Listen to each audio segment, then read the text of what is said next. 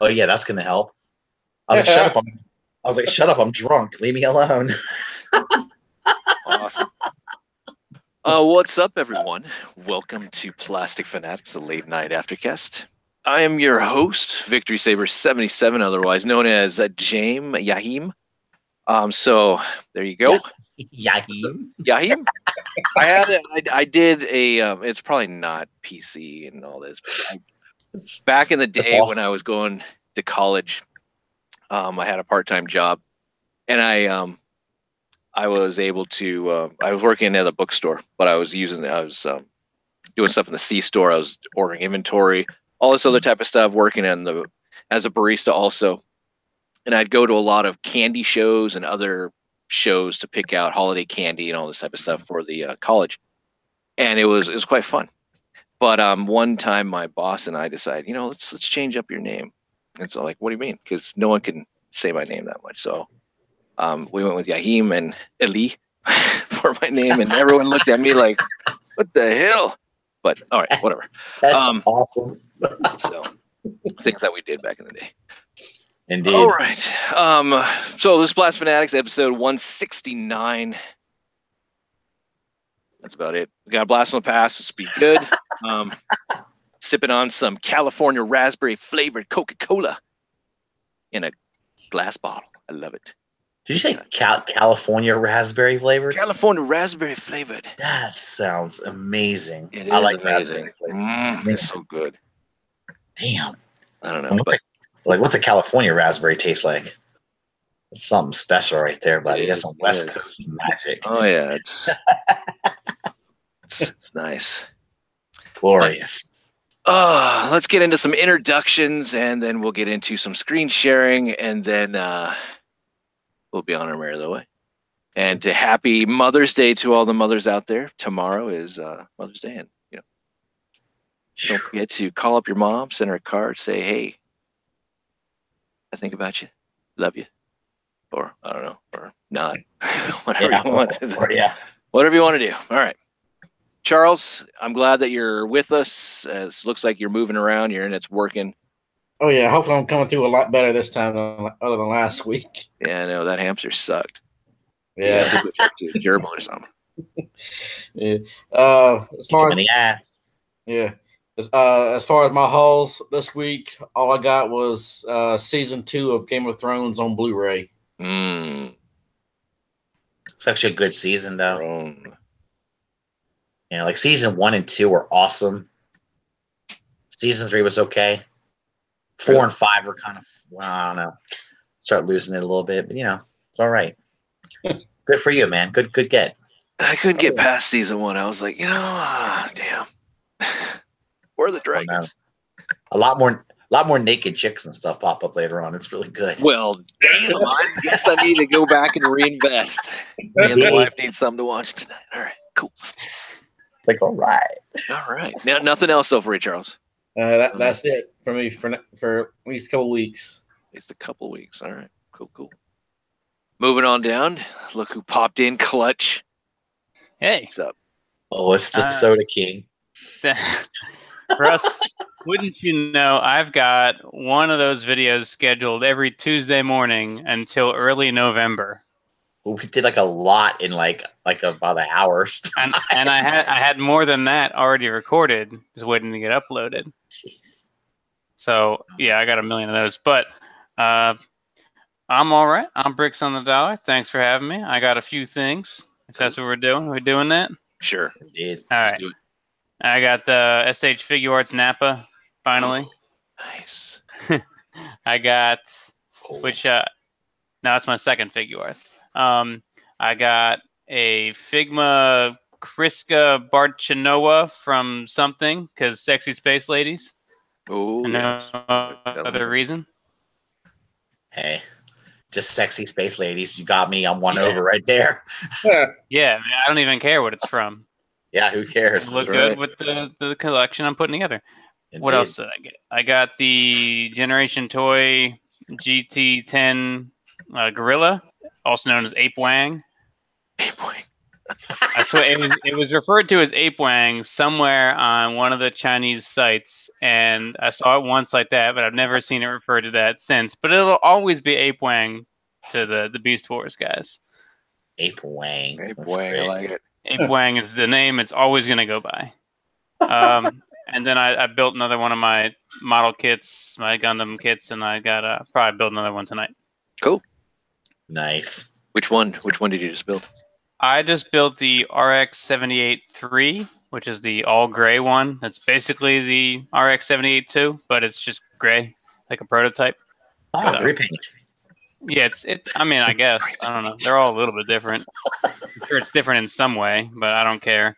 And I no longer want the 2 because I have the RX-78, 3, 4, and 5. So I don't need the Grandpa Gundam. Nice. Cool. All right, moving on down. Russ the Muss, how you doing? Oh, I'm fantastic, my friend.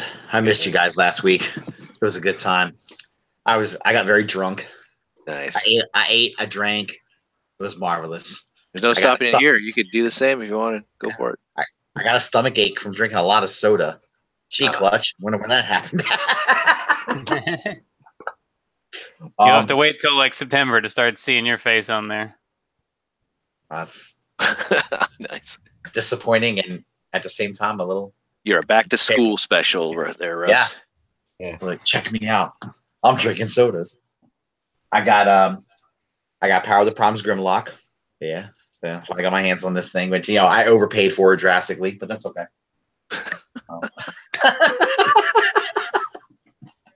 And I got this 2-pack, for Vision and Scarlet Witch, and Anna won't let me take out the pack because it's one of the last exclusives for Toys R Us. You're gonna get it. Didn't help. Yeah, it didn't help that they put this stupid sticker on it too, exclusive. And she's like, "Oh, that might go for a lot of money." I'm like, "Who cares? I'm not selling it." Whatever. And lots of good. I had lots of good times last weekend. So there you go. That's what I brought. Cool. Yes, sounded like you guys had a good time. The whole debate on whether a transformer should transform or not, all that type of stuff. Interesting. Did that air already? Yes. Yeah. Okay. I gotta go back and watch that. Cool. This morning. Okay. All right. What'd you get, Jane? What did I get? I didn't get that much. Actually, I haven't. I got the Batman Ninja animated movie. Oh, cool. Steelbook version, but I got the one at Best Buy. It was weird. Best Buy actually had it also. And why not get it there so I can get some rewards, I guess. Sure. Target also has it. Target's mainly the one that always does the Steelbooks for the DC animated movie stuff. And then I got at Ross the Spider-Man Homecoming 2-pack for $10, $10.99. So I thought, what the hell? Nice. So at least it gives me an unmasked Spidey from the movie, and then it gives me that Iron Man Sentry suit. So what the hell? That suit's not bad. It's one of the better ones because the newer ones are kind of weird looking. And I'm glad I got that effect piece because I can't have too many of these. So of course not. Blue, pink, red. I'm just happy I got another one of those. So absolutely. Other than that, that's it. I didn't get anything else. I'm gonna be saving my money because I'm going on a 2-week sabbatical here pretty soon. So it's gonna be fun. Nice. But that's all. Alrighty. So that is a slow week for you, my friend. Oh yeah. It is. I mean, there is something that's up here pretty soon that I have to go after on the good old pages of eBay. Nice. But yeah, I'm saving up my money for trip. I'm gonna be flying out and doing some stuff. I'm going to the East Coast for a little bit, and yeah. Oh, awesome. And then gonna go spend some time at the lake house for Memorial Day. So who was it that asked you on the one last year? They're like, "Jamie, you ever been to Maine?" Yeah, sounds like a just question. It's like, what are you wearing that shirt? It's like, you've been there? No, I just got the shirt. No. He picked it up in some generic store. Yeah, this looks cool. I think it was fine. I just Hot topic all the way right here. It's great. Yeah. All right. I thought maybe you were going to say you were coming to Chicago. I don't know this year, but well, that's not till October. I know. I was hoping you were saving up your money now. I just need to save. Yeah, I just need to not buy anything in September, and then I'm there. But we'll see. Trent, where are you? I know you're out there, Trent. I saw the big thumbs up, which I don't know what that means. You got the link. Link received. You're coming on, waiting. Link received. I'll be there at my normal time. But no, Trent will be here, and we'll be going like crazy. All right. It's weird if Trent's is on time. I get kind of like, it throws the whole show off. Like, what the hell's going on here? It does work. All right, screen share. Got a lot of stuff to. Well, no, I don't have that much stuff. It should be fun. Should be good. All righty. Look at that. You guys see my thumbnail? I do. All right, cool. So the Blast from the Past is a little different. If you watched last week's show, which we took a look at the 5 Faces of Darkness, that was this first intro into season 3 that was a 5-part miniseries.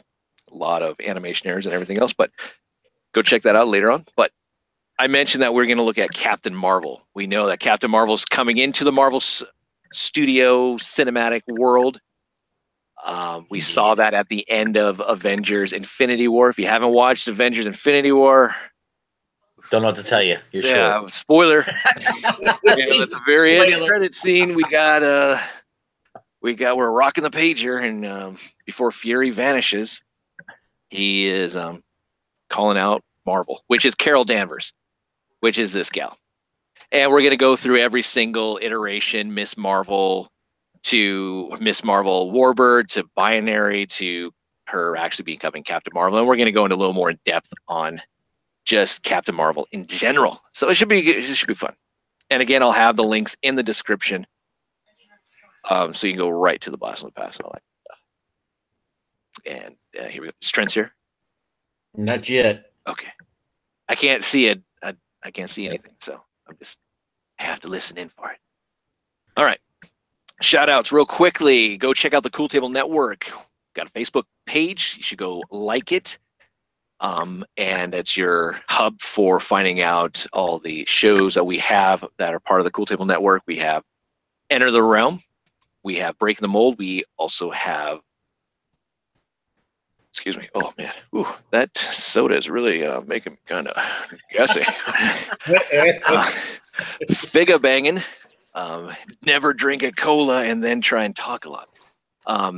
So we have Enter the Realm, we have Breaking the Mold, we have Figga Bang, that's all on the Realm of Collectors YouTube channel. Enter the Realm is on Monday nights, 8 p.m. Eastern Standard Time. Breaking the Mold on Tuesday nights, 8 p.m. Eastern Standard Time, and Figga Bang's every other Thursday. So, and it should be coming back soon someday. I don't know. Yeah, Ace said soon. Ace has been battling his basement.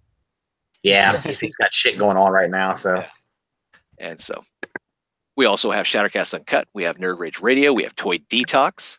There's also Stasis Lock and Building Up to It, which is on Bricks on the Dollars YouTube channel. Beers and Bolters 40K / maybe 30K. And 8 weeks. Sure. And then we also have the Cobra Law podcast, which is Welcome to the Terrordrome. Don't forget, go check out Deluxe Baldwin's YouTube channel, Hill Hasbro Reviews. Go subscribe, trying to get him up to 1,000. And then after that, we've reached our quota. So just get over there, subscribe, like, all that type of stuff. And we also have this is a audio show, as far as I know. I haven't listened to it just yet, but I know that there's, I think, like 3 episodes already. Verbally Challenged by Hurricane BX. You know him from Breaking the Mold, part of the Realm of Collectors and such. You know him. So all that. So go check that out. It's on iTunes, Podbean, and all that type of stuff. So go subscribe. Yep. And what else we got? We have other exciting news. Crashbox Customs is your official Mezco Toys distributor for the realm and just for your life in general. If you want anything Mezco, hit up Crashbox. They have a Facebook page. They have an IG page. So get your stuff there. And there's other things that you can also get besides Mezco Toys. They do great dioramas and other toys too. If you like Marvel Legends, Star Wars, Black Series, all that type of stuff. So go check it out. Yeah, he definitely makes it where you don't have to go hunting in the stores if you don't want to, you know? Nope. It's nice. The giant is in. So, all right. I think that's it for the shoutouts. Is that all? Information creep. I think that's is that still out there? I think there was a couple of episodes or something. Yeah, they're doing a lot more now. All right. In fact, I think at Skullfest they were saying that Beers and Bolters hasn't had an episode all year so far. Yeah. They're like, is there ever going to be a new episode? So, but yeah, go check out the Cool Table Network. Like and subscribe. You hit that like button, which is the thumbs up. The subscribe button. If you're listening to it in an audio format, you know, however you can do the ratings, 5-star ratings, like on iTunes, all that type of stuff. We appreciate it, and just helps us out and all that type of stuff. So, all right. Moving on into the C-Dub stuff real quickly. Supergirl's still going strong with the World Dominators, whatever the hell they are. I'm not really watching as much. It kind of fell out. But the bad chicks. Yeah, and I believe that she's going to I don't know, Pestilence and the other one. They're going to get absorbed to the main. I don't know. Just go watch it if you like it. Go for it. I don't know. Supergirl just needs a little, I don't know, something else. I'd rather have it really cheesy or bring it to a more really darker, not this like, I don't know. I think you hit the nail on the head with it. I think they seem like they don't know which way they want to go with the show, one episode to episode. Sometimes it starts to get dark a little bit, then it goes right back. You know, it's no. Yeah, and I like Kat Grant. I thought she brought a good, vibe to the show, but now she's no longer there. I do not like James Olsen, Jimmy. Yeah, taking over the reins of Catco and all this other type of stuff. And he's Guardian. Oh, I need to be a superhero. And Win, Toyman's, son, all that, and Brainiac or Brainy, whatever, Brainiac 5. Yeah. Yeah. It's a little weird. I don't know. I thought there was a lot of hope when they introduced some of the Legion, the Legionnaires. I'm like, all right, cool. We're gonna go into this. No, we're not. We're only having 3. Yeah. So weird. All right, but moving on. DC Legends of Tomorrow's done. Black Lightning's done. The Flash is getting ramped up. I think the next episode is it. I think the Flash and Arrow are concluding, I believe, next week. I could be wrong, but if it's not next week, then there's only maybe 2 more episodes, and they're done. So finally, we're going to see the final battle with Team Flash versus DeVoe. DeVoe's a little bit not on his game because his wife left him. Oh, boo-hoo. Yeah, I know, right? You've been drugging her this entire time, and she decides to give you the bird and leave, and you're like, oh, no, she left me. So that's too bad. But we did get to see Eminent Black. That was cool. Yeah. And Killer Frost, I believe, is coming back. Possibly. Don't know. She's trying. And, yep. And we're getting a little bit more with who is this mystery gal? Is she Barry and Iris's daughter? Is she the granddaughter? Who the hell is she? All this type of stuff too, because she showed up at the baby shower. Yeah, we know she's a speedster, but yeah, we actually finally saw her utilize her powers too, which is pretty cool. So, but we'll see. Arrow is getting kind of boring. I'm sorry. This, I don't know. the bad guy in Arrow just seems not smart enough. Ricardo Diaz, the Dragon. He's getting a little more too much credit. He took over an entire city. Yes, he had Kate James helping him on all this type of stuff, but it's just odd. Team Arrow seems to be back together in a way. So that I guess that's a good thing. Other than that, I don't know. I really don't. I just want it to be done. I don't like how they drag out these villains. I think they should be like drug out for maybe 6 episodes and then go on to another story arc. This is too long. Yeah, I think you're right. But that's just me. If you've been watching and keeping up with Arrow and all that, I still think Quentin Lance is going to die because the actor is not coming back for next season. So it just makes sense. We know that Sarah Lance is supposed to have a guest appearance next episode, I believe. And I believe it's just going to be a quick kind of look as far as she's going to be there for a funeral. Also, I think Laurel will turn to the good side instead of being dark. No more Black Siren. That gets on my nerves. I hate when he does that shit with a good villain.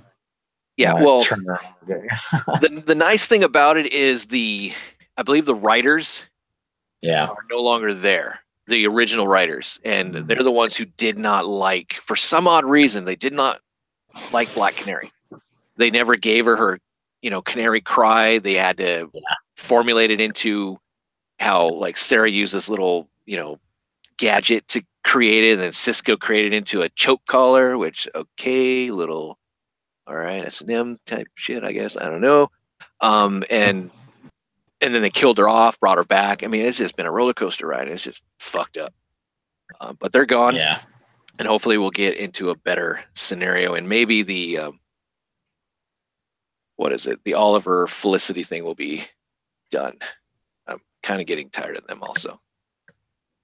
But whatever. All right. So that's the C-Dub stuff. And there's also Krypton. That's actually pretty good. I don't want to really spoil that. I actually have respect for that show. So that's like that show is getting better, man, as it goes along. It's getting better. And that's on the Sci-Fi Network, so go check that out. That's it. So, all right. Luke Cage is coming June 22nd. Hero is your word, not mine. I'm just a dude trying to help Harlem. That's about it. Well, just banging any chick that I can get my hands on. You know it. It's going to be another season. It's going to be a season-long rap video. It's going to be great. I hope so. Good time.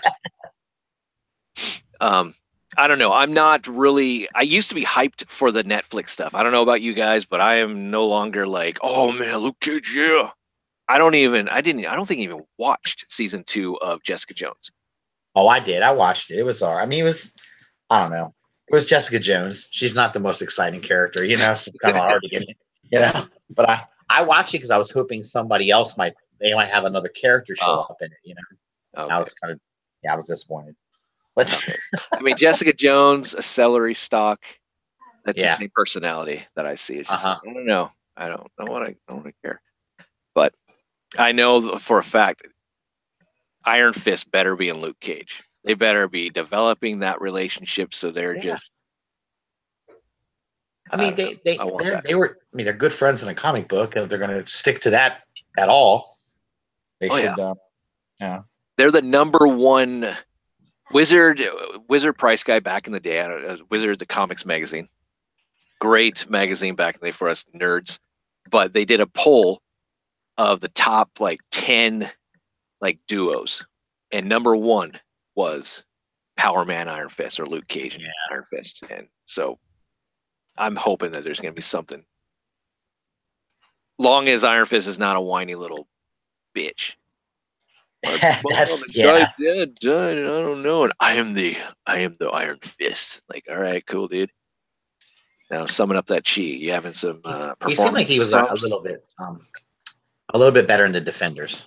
Yeah, he was a little bit. He had a purpose in the Defenders. Yeah. Even though I felt like the other characters made fun of him a little bit, but I'd rather see more Daredevil. I'd rather see more Punisher. Yeah, I want his flat out dark, like Mhm. I guess DC dark. But whatever. All right. Speaking of dark, Ooh, the Predator. You'll never see him coming because it's probably going to be filmed so visually dark that you're not going to even be able to see it probably. I don't know. Did you guys see the trailer? I did. You did. All right, cool. Trent, are you here? No, nope. No, still not here yet. Piece He's definitely Come running on, late man. tonight. Now, All right, well, I watched the trailer too. And it's supposedly it's directed by Shane Black, which was the guy who played Hawkins in the first one. He was also the director of Iron Man 3. So there's some hope. But this ain't no Star Wars movie. But it's takes place after Predator 2 and before Predators, is what I've read. Seeing the preview, it takes place here on Earth. It all starts off with a kid, of all things, who somehow gets a damn Predator helmet and gear, which I guess is okay. We have to put orange plugs on a fucking Megatron toy, but yet this kid's getting some sci-fi, alien tech. Yeah. And he calls the Predators to Earth, I guess, for a hunt, is what I got out of it. I don't know. So it takes place, and it reminds me a lot if you watch Alien versus Predator Requiem, which is a horrible movie. And that's why I say visually you can't see it because of the fact that it's filmed so dark that it's hard to make out things, and it's just stupid. This movie, I don't know. We have, it looks like it's the kind of the way that we're going to get, like, we wanted to know what the Predators were all about. We had the big Predators versus the little Predators to hunt them, and they had the different masks and all that kind of stuff there. It looks like we're going to get maybe a reasoning behind that here a little bit. But I don't know. I don't have a lot of hope for this. I'm concerned. That's what I'll say. I'm a huge Predator fan. Yep, me too. And I'm still not happy with where they're going with this damn franchise. As far as I know, it's no longer part of the Alien universe because of Prometheus and Covenant. The timeline don't make sense. So who knows? I do know, and this isn't like hope for the movie, but I thought it was kind of funny. So you had Gary Busey in Predator 2 as Keyes, Agent Keyes. He dies. Spoiler. His actual real son is going to be in this movie playing his actual son from the movie. So he's like Keyes Jr. or something. So I thought that's interesting. So yeah. Okay. Other than that, though, I have no hope. No hope, no hope, no hope. No hope. Yeah, so that kind of sucks. Yeah. But the worst is, look like they cast Olivia Munn in this movie. Of all people. Yep. Like, why? She's Psylocke, right? From the Apocalypse movie. Yeah. Yeah, she was also on a show called Attack of the Show on G4 back in the day. She proves how fake she is. It's a faker, huh? Fake as in just overall attitude. Fake as in enhancement. Everything. Yeah, that's what I thought. I was like, fake tits? But I know the character she's playing. She's playing some deranged or like science teacher or some shit. So again, I don't know. I'd rather watch a Sasquatch movie. Something else. Where's Conjuring 3? All right. So up next, let's get out of that. SciFest. This is a Transformers convention here in the Pacific Northwest. It's actually in Kent, Washington, which is right outside of Seattle. They're open for registration right now. So it's happening in August. I forgot what day. Most of the time, it happens in August at the same time frame as my wedding anniversary, so it never works out for me because it's not like, hey, honey, let's go to Sci Fest, and she's like, you can drop dead. Like, all right, we'll go somewhere else. That's so cool. It's like a Christmas tree on that symbol. That's nice. Hey, don't mock the Pacific Northwest, okay? That is a damn pine tree, and we like our trees. We're the evergreen state. Come on. Would you rather have them smoking something?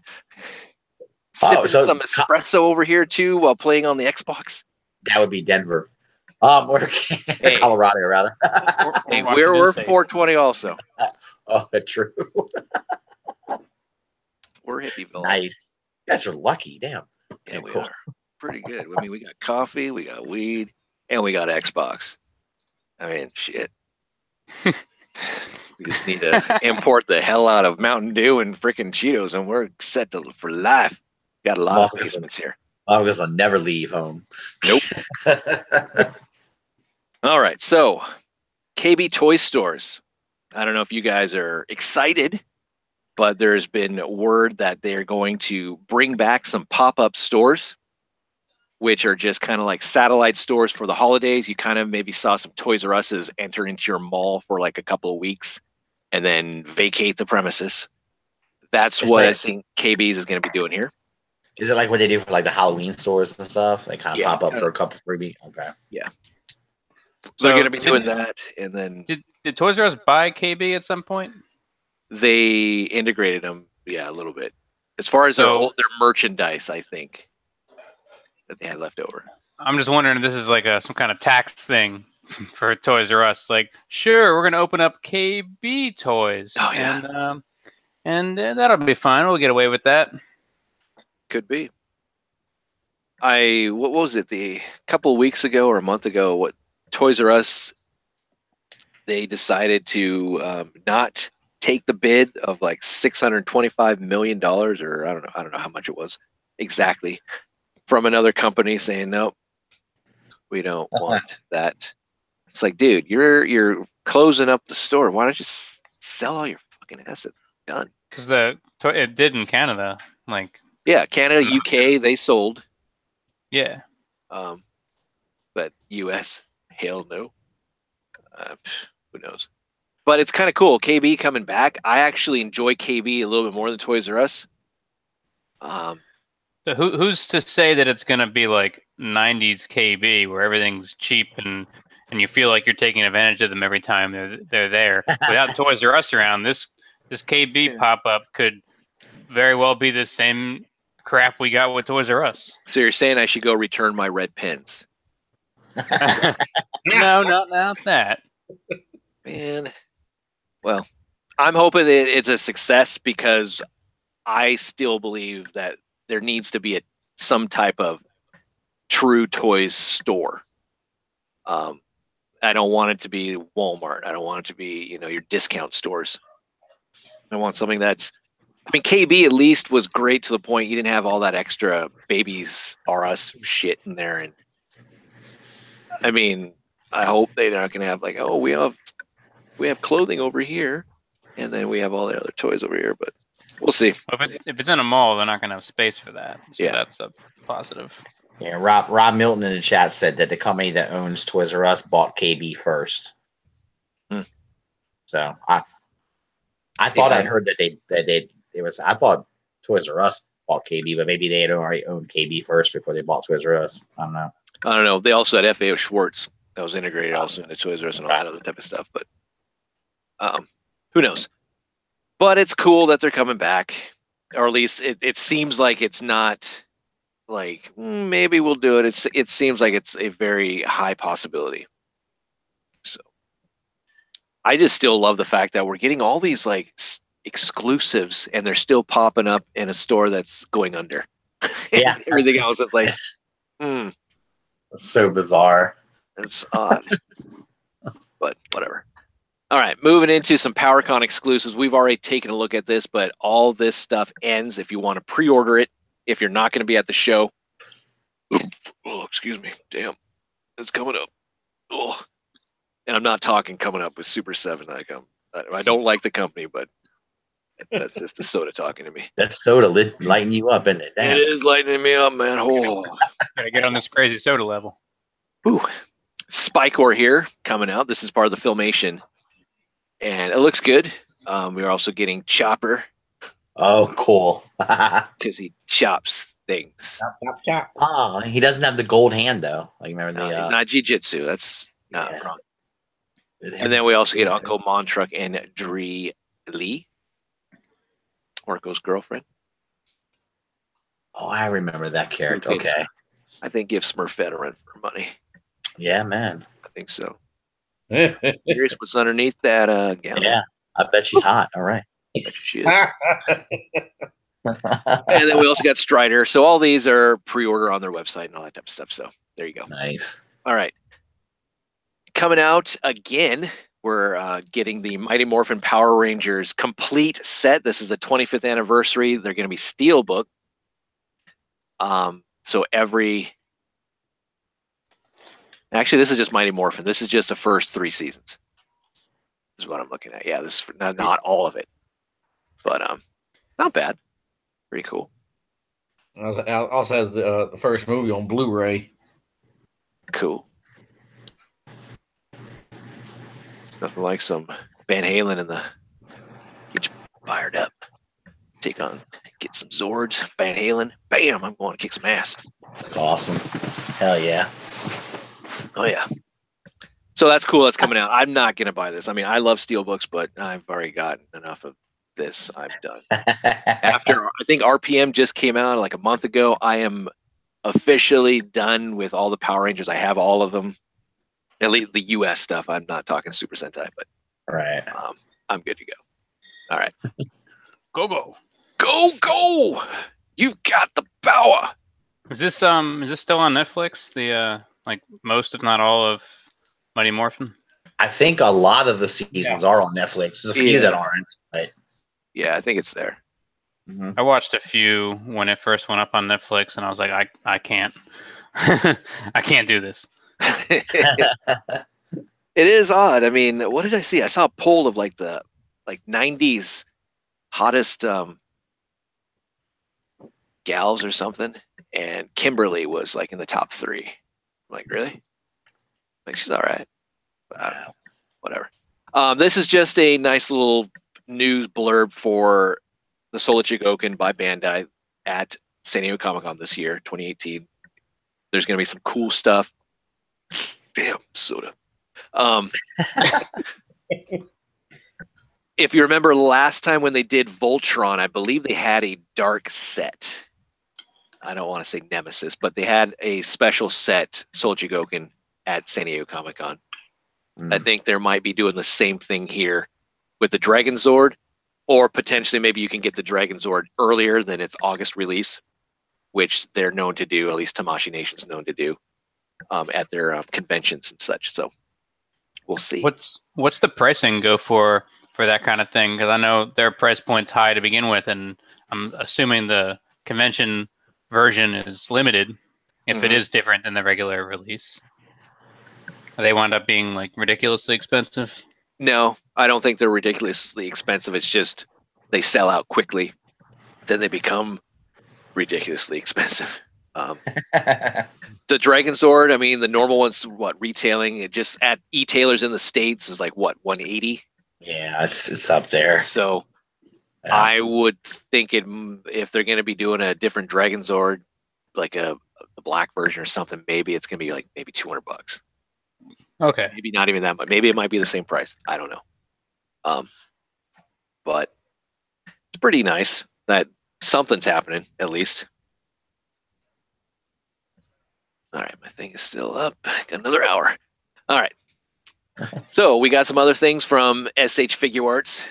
We have Gotenks here, which is really cool. This is Super Saiyan Gotenks. Hopefully he does come with a normal head. I don't know. I didn't see.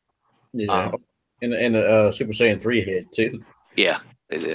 No, we did see this a while back when we first got news of like Nappa and Tien and Yamcha and all that type of stuff, and Majin Vegeta. But this is pretty cool. Again, this will probably be released I believe it's going to be released during their convention, which they're starting off in San Diego, and they're going to come to Portland. So I don't know what Harvey __ Dent did, but man, to get SH Figure Arts to come to the Pacific Northwest, Portland, pretty dope. He bought them all. Yes. So he obviously got the Dragon Balls. Wished for some good, but that will be in September, I believe, is when they'll be in Portland, which is pretty cool. Yeah. You can see here he comes with one of his ghosts, which is nice. They just do such a good job, man. They're like, I like them. Oh, yeah. Figure Arts is great. And this was huge news. This is part of their Dragon Ball North American event exclusive item, which will be at San Diego Comic-Con. This is Broly. Their third release of Broly. A little more screen accurate. Yeah. Kind of like what they did with the San Diego Comic-Con release. I think it was like 2015, maybe it was 2016. So it's pretty cool, which goes for a shit ton of money. So this is nice. I would definitely jump on board if you are collecting the figure art Dragon Ball figures. You're just getting into it. And if you can get your hands on the San Diego Comic-Con stuff, I would buy them, even if you don't like them, because you can flip them for probably double, maybe even triple. Yeah, absolutely. At a later date. So, I definitely want a Broly. Yeah. And then we're also getting, which we saw, I think, last week or the week before, Super Saiyan Blue Vegito. So a lot of good stuff. It just takes forever to get this stuff to come out. I'm still waiting on. I mean, we just got Goku Black, which is awesome. Love it. But it's pretty cool looking. You know, we got Roshi, we got Bulma from the Dragon Ball series. We still got who is it? I can't think of his name now. What's the hell? Majin Vegeta, which I can't wait for. And so we'll see. All right. Moving into some Kamen Rider. Sinkucho Shiho, I believe. I can't pronounce crap, so it's pretty cool. But Ibuki here. Look at that front side. Look at that back side. And it's a multi-test weapon. It's a cool looking gun, but hey, I can play that son of a bitch too. So all the different accessory pieces and such. Weapons. And then here's the team. So we got Ibuki right there. We got Hibiki. We got God, who's this guy? Starts with a T. Todoroki, I think, and then Zanki. I don't know.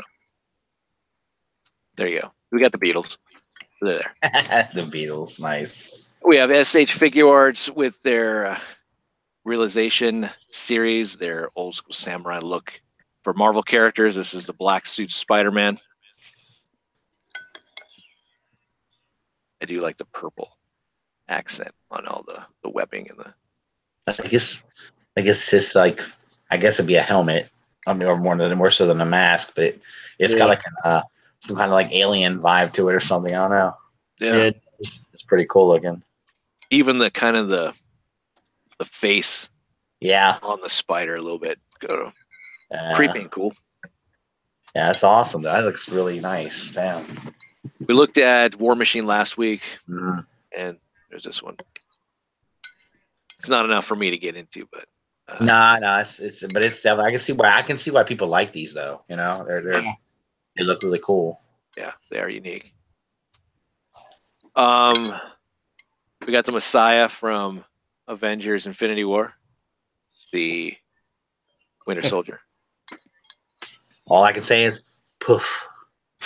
I don't feel good, Steve. I don't feel good, Steve. I don't feel good, Steve. Awesome. Rocket wants my damn arm. But here's what he's coming with. We saw that all the Avengers Infinity War SH Figure Arts figures are coming with some type of accessory piece. He's coming with this nice ground effect piece. So, okay, cool. I was like, all right, what are we going to do with that? Okay. Yeah. Awesome. I mean, you could buy the stuff prior separately. I guess they weren't selling well enough, so they thought, well, let's just force them on to the customers while jacking up the price. So here you go. Yeah, of course. I mean, it's cool looking, but it's just it is. I don't need that. Yeah. Into the Robot Spirits line, Pacific Rim, Gypsy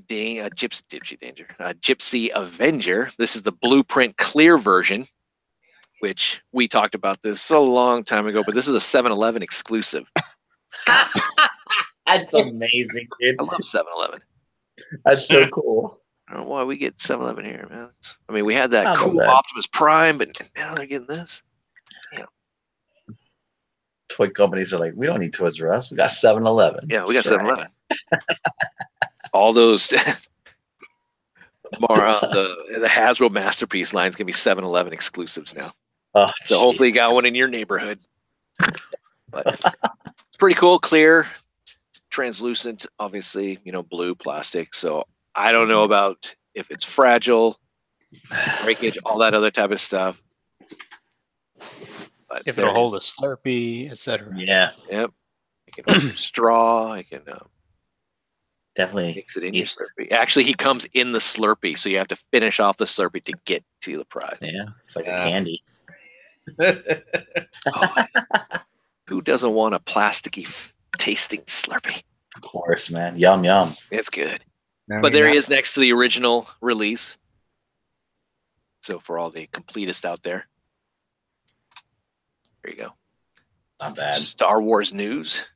Imperial AT-DT Walker just putting out the UPC Walmart SKUs for you. So you guys can look it up on BrickSeek. And be disappointed that it's not in your area. My area has got nothing as far as new stuff except for vehicles. And a sand, stormtrooper and all that, but who knows? Here's a 6-inch Lando skiff guard. Again, there's the UPC Walmart SKU. Princess Leia Hoth outfit. Huh. Pretty nice. Yeah, that's actually one I would be. Yep. I think Anna might be interested in that for sure. I like that too. Yeah, I liked my favorite movie out of all of them is Empire Strikes Back. So yeah, mine too. I'm in on this. Yeah. Got this dude, Rio Durant. I don't know. Cool. I guess. He's a creepy looking guy, I'm thinking. Yep. And it looks like we're getting an A-Wing exclusive to Walmart. I believe this is 3 3/4 inch. If it's 6 inch, that's dope, but I doubt it. That would be amazing. Maybe it is. I don't know. Maybe it is. I don't know. It'd be cool. Oh. But don't worry. Walmart is getting new product and such. It's going to be kind of like on the end caps, like they did with Avengers Infinity War. So pretty much it's going to take the place of that, most likely. So you'll find a lot of wave 1, wave 2, probably in the 3 3/4 inch. You're going to find the first wave of the newer Star Wars figures that came out a month ago. But hey, yeah, pretty much. No, you don't have them. There you go. So we have another exclusive here, which is interesting. There's a 6-inch Stormtrooper Deluxe Edition. That's a stand, isn't it? Man. Oh boy, looks like it. Yeah. It's not fair doing stands.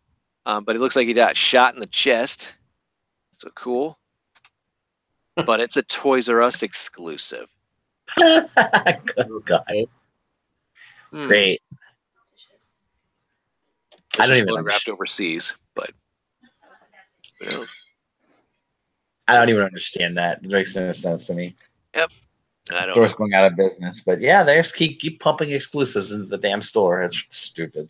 Yeah. This would be one of the best April Fool's jokes ever. We're not actually going out of business. We're going to be called Toys R Us, but we're changing the R to the correct way, so it's no longer backwards. So yeah. All right, so now this dropped also. Mezco doing the Netflix Punisher, so the John Bernthal. This looks good. I'm not sure if Crashbox has any more allotment on this, but definitely, if you're into this, go DM Crashbox, Facebook or IG. Get your pre-order locked in. And if you're part of the Realm of Collectors Facebook group, go over to their buy and sell trade page, which is Shameless. It's also listed in there, I believe. But damn, look at that. Good face sculpt. It is. It's awesome, man. I'll say it's better looking than the Marvel Legends version. Yeah. No, but I'm looking at the Marvel Legends version right now, and I would say that's way better than Which it should be, but still. Well, yeah, I mean, you're comparing what? I mean, what's this going to retail for? Probably aiming from 100 bucks, 80 to 100 somewhere. Yeah. Okay. I mean, versus a $20. Yeah. Oh yeah, and most likely this is probably going to go up in price. Going to be one of those ones that's going to sell out and all that. Yeah. So get your hands on it. Is Trent's here yet? Nope. What?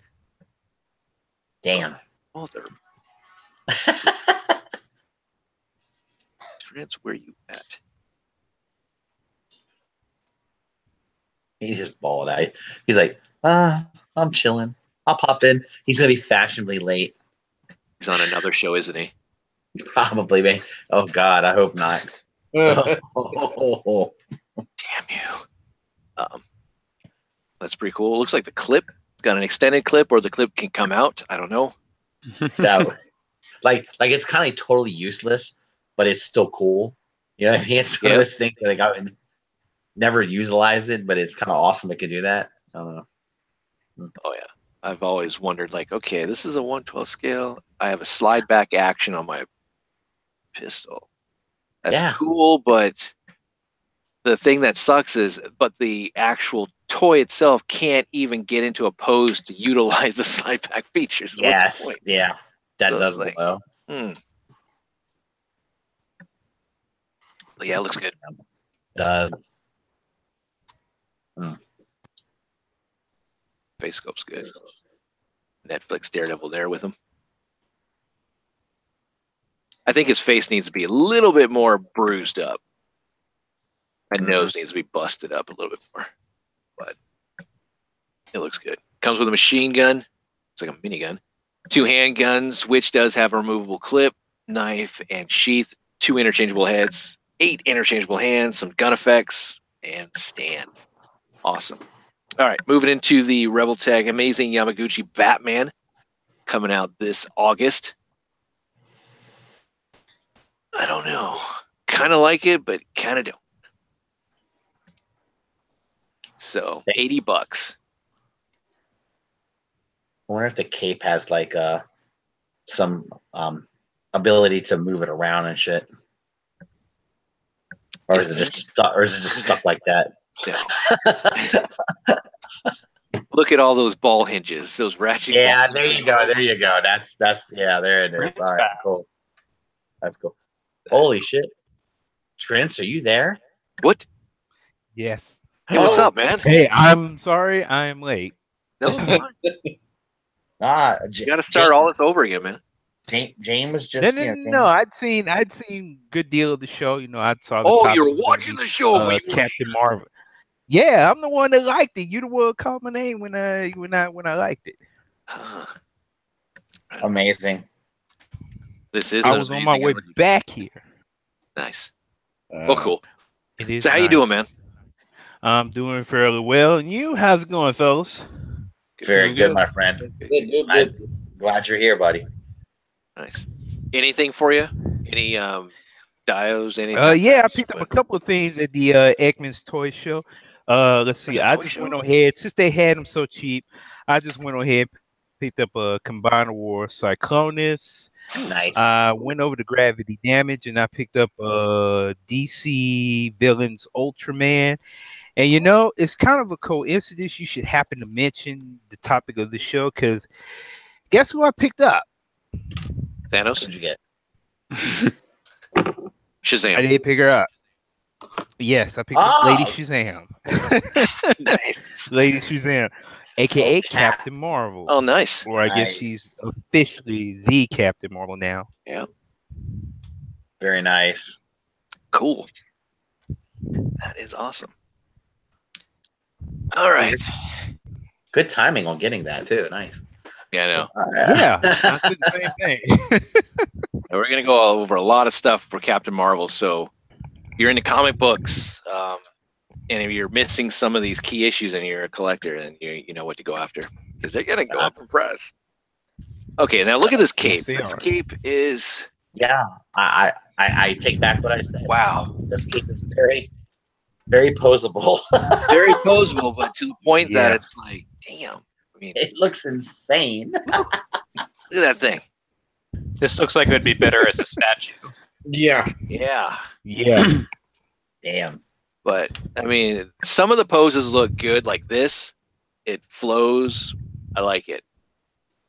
But when it's, I don't know, coming like it's its own entity, like I guess, you know, Doctor Strange's cloak. That looks pretty cool. Yeah. That's pretty awesome.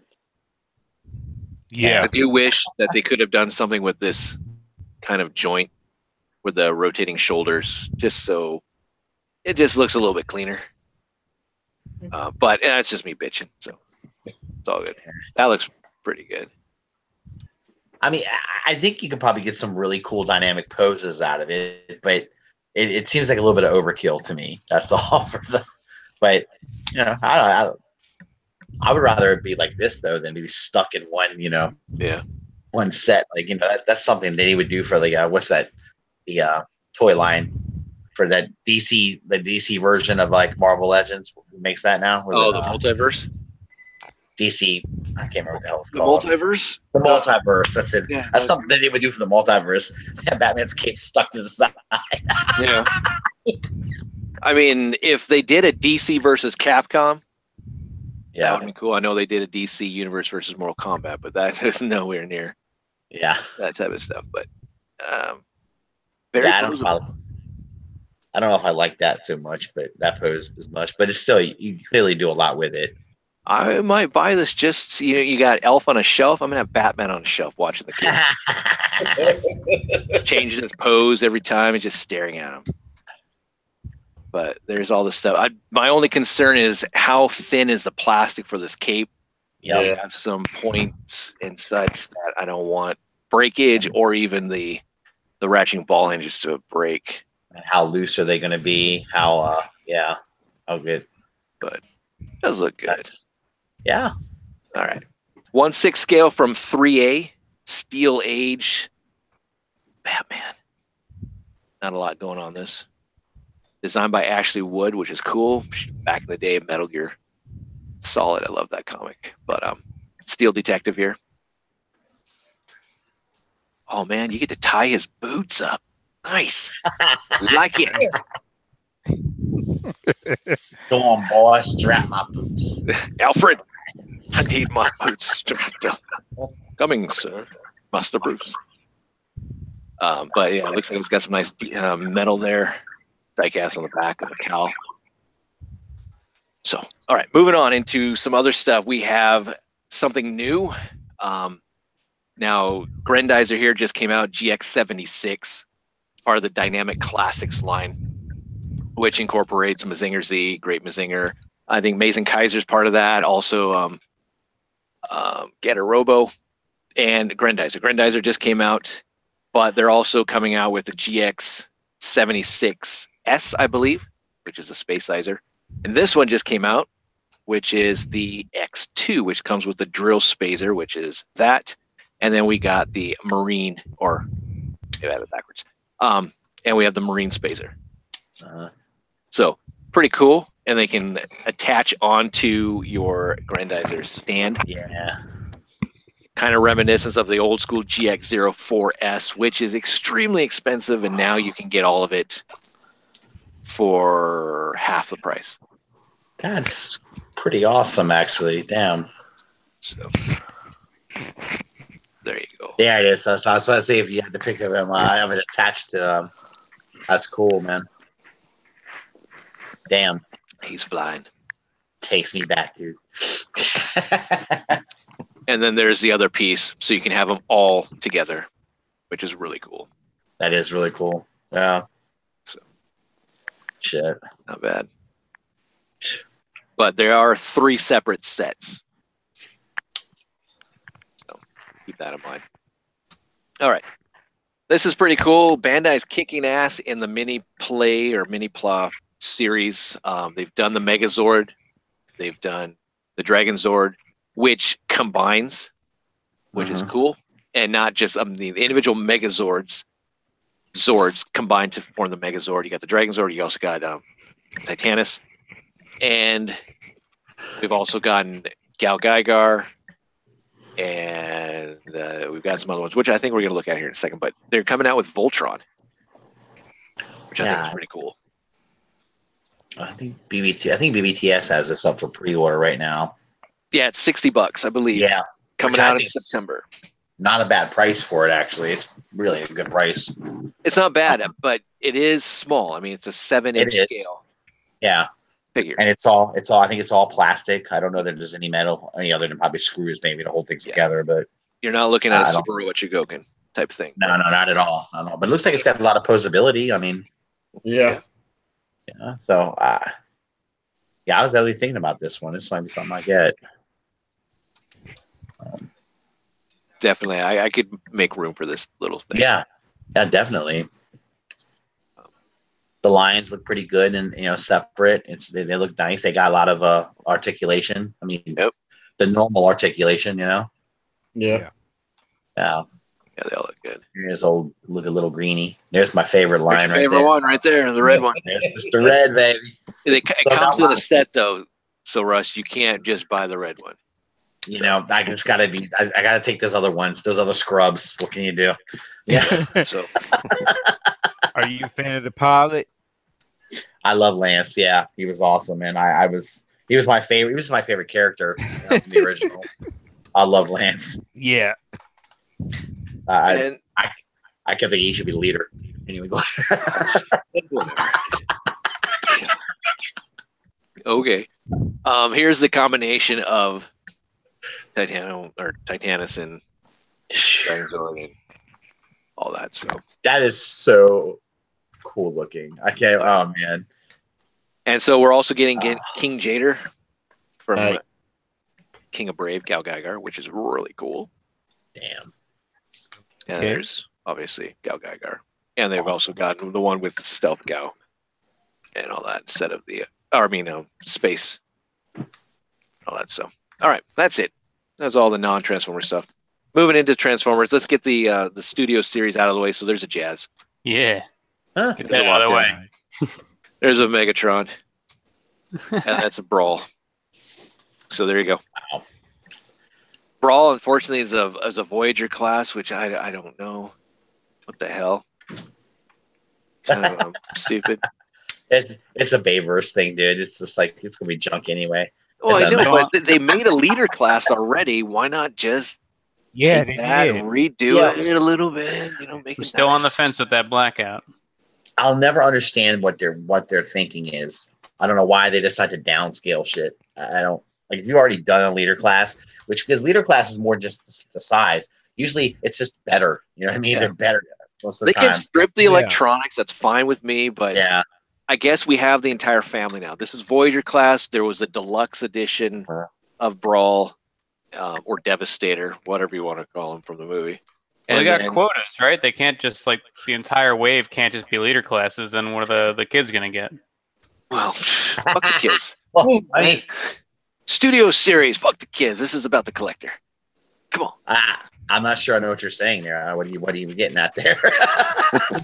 So, it is what it is. I know I'm getting the Blackout. I got the Stinger. I'm just getting the ones that, I didn't have just to round out the movie little section I have going. Yeah. So there you go. Hey, there's some hope back there. Nice. Too bad there is no hope for the Babers. Nope, not at all. So you can take that message prime and shove it up your tailpipe.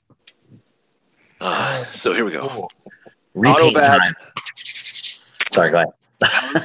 Stuff that you'll probably never see in your stores. Damn. Autobot Outback. Yeah. Wow. So there you go. Outback. That's funny. If I ever see it, I'll buy it, but I know I won't see it. So okay. Yeah, you won't. Don't worry about it.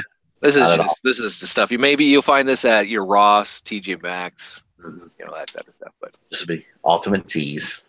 But not bad. I mean, it's a redecoed, retooled Braun. Obviously, yeah. And this Braun it's a pretty good figure. I like it. It's just not bad at all, actually. Oh, yeah. So they did a good job with this one. So sure that'll be good. I swear this is a weird picture. Thought that was like a cigarette or some weird shit. He's a cigarette dispenser. Oh, shit. All right. There he is in his alt mode. Cinder Sore. So just a repaint of the Slash, which that's what Cinder Sore is. It was one of the flame bots back in the day. So it's a lot better than what we had back in G1. Yeah, hey, it's another Raptor, dude. I'll get it just to go to Dinobots. That's cool. Yeah. It's an evil Raptor. Evil.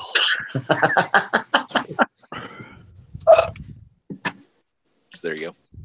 All right, for Trent's, don't forget. We gotta get this new transform Dreamwave thing. Dreamwave. Yeah. There you go. I saw pre-orders went up for it, didn't it? Yep. About $40. Upgrade kit time, my friend.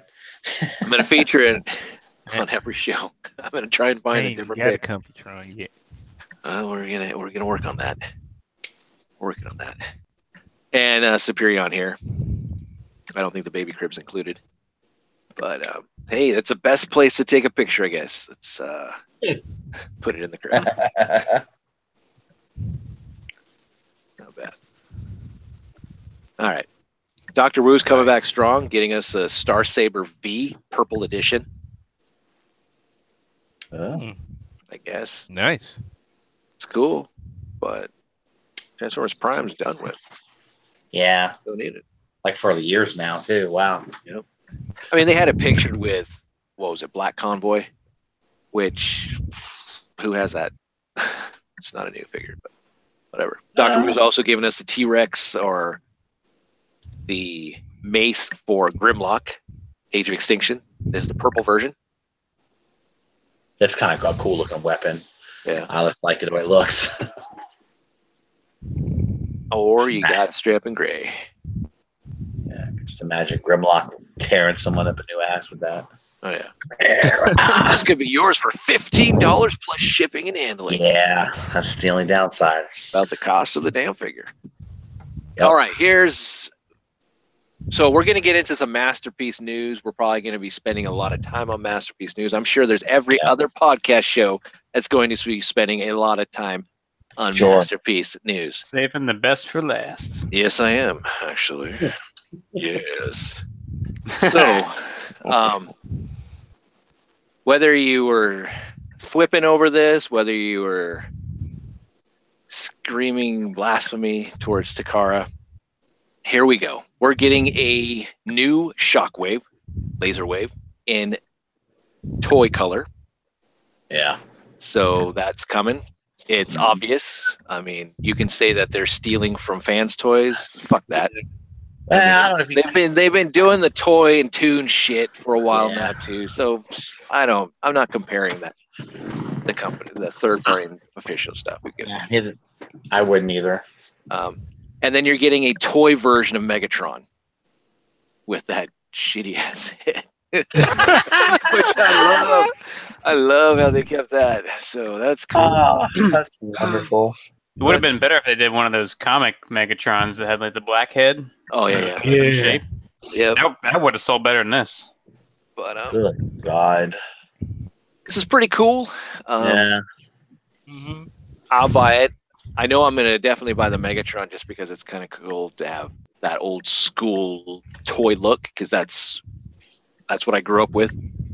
Yeah. Had to use my imagination, back then. Is the figure chromed out? Frogman, what's up? Yeah. What's going on? He snuck up in here, man. I was like, "What's up, Robbie?" Nice. What's going on, guys? I think it is. Not much. How's it going, man? Not much, dude. Good. Just enjoying the show. Cool. Oh, yeah. I'm sure it is going to be chromed up, and I'm sure it's going to scratch like crazy. You know, it's funny, James. What really turned me off about the first release of the Shockwave, the Masterpiece Shockwave, was the color of it, and now they're going to do it the color that I wanted it in. Yeah. And now I'm actually intrigued. Now I'm like, oh, that looks great. See, for me, I don't know. I mean, okay, so we'll get into the Shockwave here in a second, but I bought the fans' toys first because we didn't have Shockwave from right Takara yet.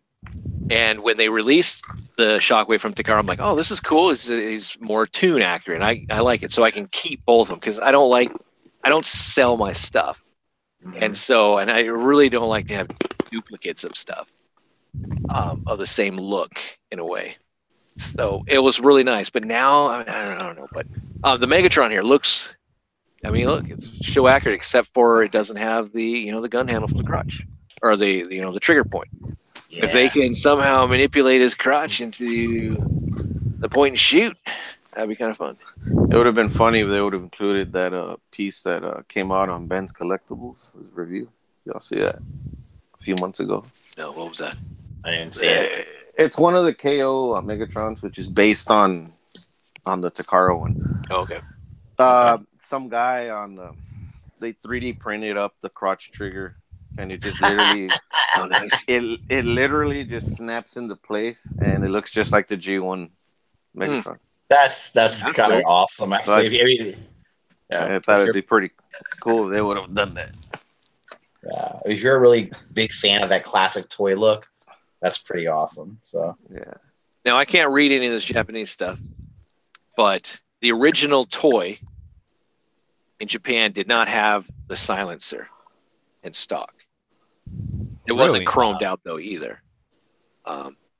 We go back and watch our Megatron character spotlight. That was probably a year ago. Yeah, I think it had that stuff, but it had the dull gray with the blue accents. I think. Yeah. Oh yeah, Without there's red, there's blue. Yeah, there's a whole bunch of stuff. But so maybe that might cut down on the cost. I don't know. We'll see. But it does look good if you are that old school toy fanatic. I like it. I don't need it to be tune accurate. I'm not into the tune crap because I mean it's good that we have it, but so I'm not like saying we don't need it, but I don't value that as a deciding factor. Now if this thing comes out, it's like $300. I'm gonna be like, Takara, you can suck it. But we'll see. All right, so moving into Shockwave here. Now, Shockwave, as far as good old BBTS, I'm sure you can get it for cheaper. Maybe you can get it for more. I don't care. I think they're trying to clearance out the old color one, right? Yeah, they're clearancing out the old one for like $120 or something. But the Shockwave, the Plus, the MP29 Plus, is $210. Oh, fuck. Don't you get the coin though? So yeah, maybe that's worth it. I wonder what I can get it for out overseas though. Might be able to do better. Amazon, it's like 170, 180. Yeah, but yeah, it looks good as far as being accurate for the toy in a way. Yeah, light up features, gun, more gun. So here it is. There's a G1 Shockwave on the left.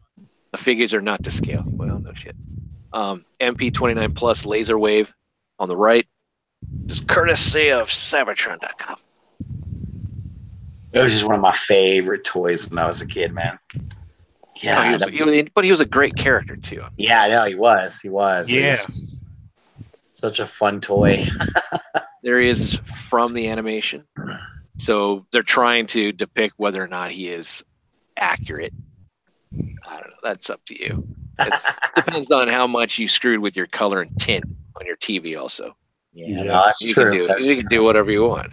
He's lighter than that. It's because your mom was always there changing the color. Yeah.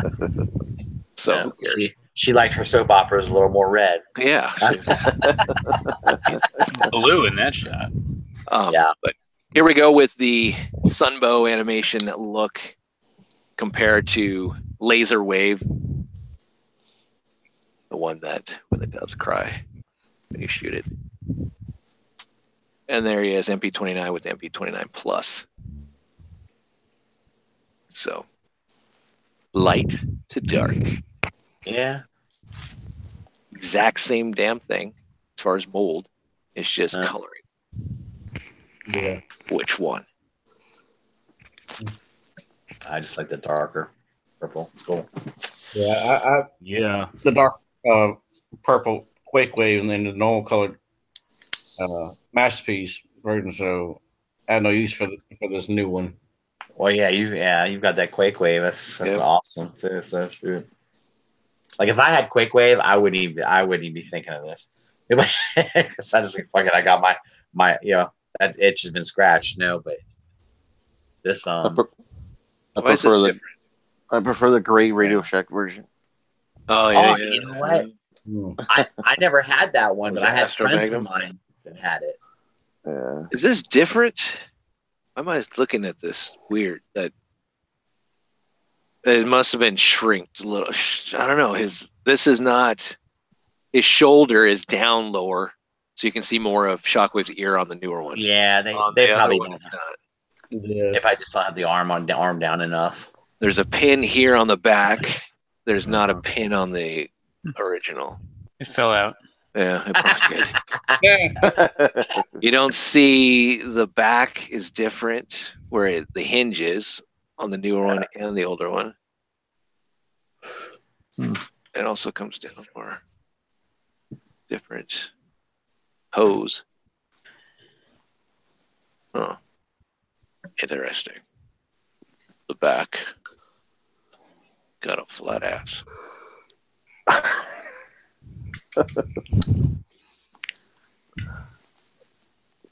Damn. Yeah, it's weird. This one is the same way. The shoulder's down more than this one. It's because it's up. Yeah, it's up. They didn't put it down. It's got a peg on the back.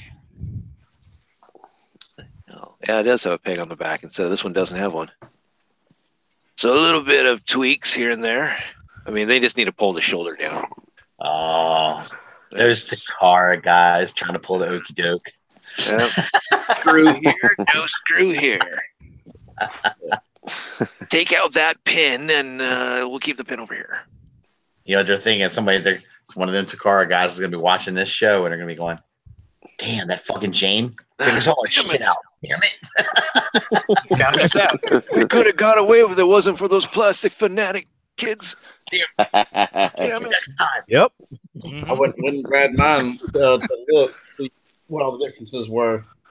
It's what you get when you get Transformer fans liquored up and watching pics all day. Yep. Absolutely. So there they are in gun mode. Gun mode again. And look, another gun mode picture. And more gun mode. All the different little pieces and such. Looks like you got an extra hand for the newer one. A couple of extra ones. That's cool. Not bad. There they are next to Soundwave and Starscream. Or here's the new one. Well, that's probably because they're trying to justify you paying that much money for a repaint. I guess. Well, that's the thing. That's the big question. What do you think about that as far as it's a repaint? As far as we've seen little nitpicks here and there of which is probably it's just a test shot. It's not complete yet, but it's spot on. Can they justify the price? I think it should be cheaper, dude. I think it should be cheaper. It's too, I don't know. Yeah. It's just a different color, which is some people might want that, but it's just $200+ for it when a lot of people already bought the first one. Or even went with Fans Toys or Quake Blast, the other one from that other company. Yeah. The G1 MPs are done with new molds. It's only repaints going forward. Yeah. Yes. It's like even with the Fans Toys ones, you know, it goes for what, $100? Pick any color you want. The gray, the clear, the 2 different purples, and you know, the prices of, you know, so I don't see why this has to be 200 plus, you know. And is it too late also? Because of all those other products, why now? Yeah. Yeah. They should be a 7-Eleven exclusive. They're counting on they're counting on dumbasses like me who are going, I like the dark purple one better. I'll pay that. We got a sale with that Rust the Muss. That's it. They're like, that dope, we got him. I think it's nice that they're doing it, I guess. But from a practical standpoint, it doesn't quite make sense if you know that there's other products out there that have already taken the market for that color scheme. Even for the official Fanatics out there, I don't think I'll buy it. I got the Fans Toys. I don't need it. I'm perfectly fine with this thing. Or that other one. What was that other brand that? The Quake Blast? I think it was that one. Yeah. I think there's even 2 versions of that one. You know, I mean, come on. So I think if you have a masterpiece representation of this guy already, this would do nothing for you. I don't have an MP representation yet. And I didn't buy the first one because I didn't like the color. So, like I said, I'm that sucker they're hitting on right now. So I just think that repaint should, one, be cheaper than the original release. Yeah. Especially if it's over a set amount of time. I mean, come on. Yeah. Ridiculous. Yeah. That's a good point. But I tell you what, MP10 repaint, I mean, they kept re-releasing MP10, but even the repaints, they kept that up pretty high, though. Yeah, but those are unique repaints. I mean, those didn't represent anything except, I mean, you got the Nemesis, the Black Convoy, which is his own character. That's true. You got the Evangelion one. Right. So you got to pay for that license.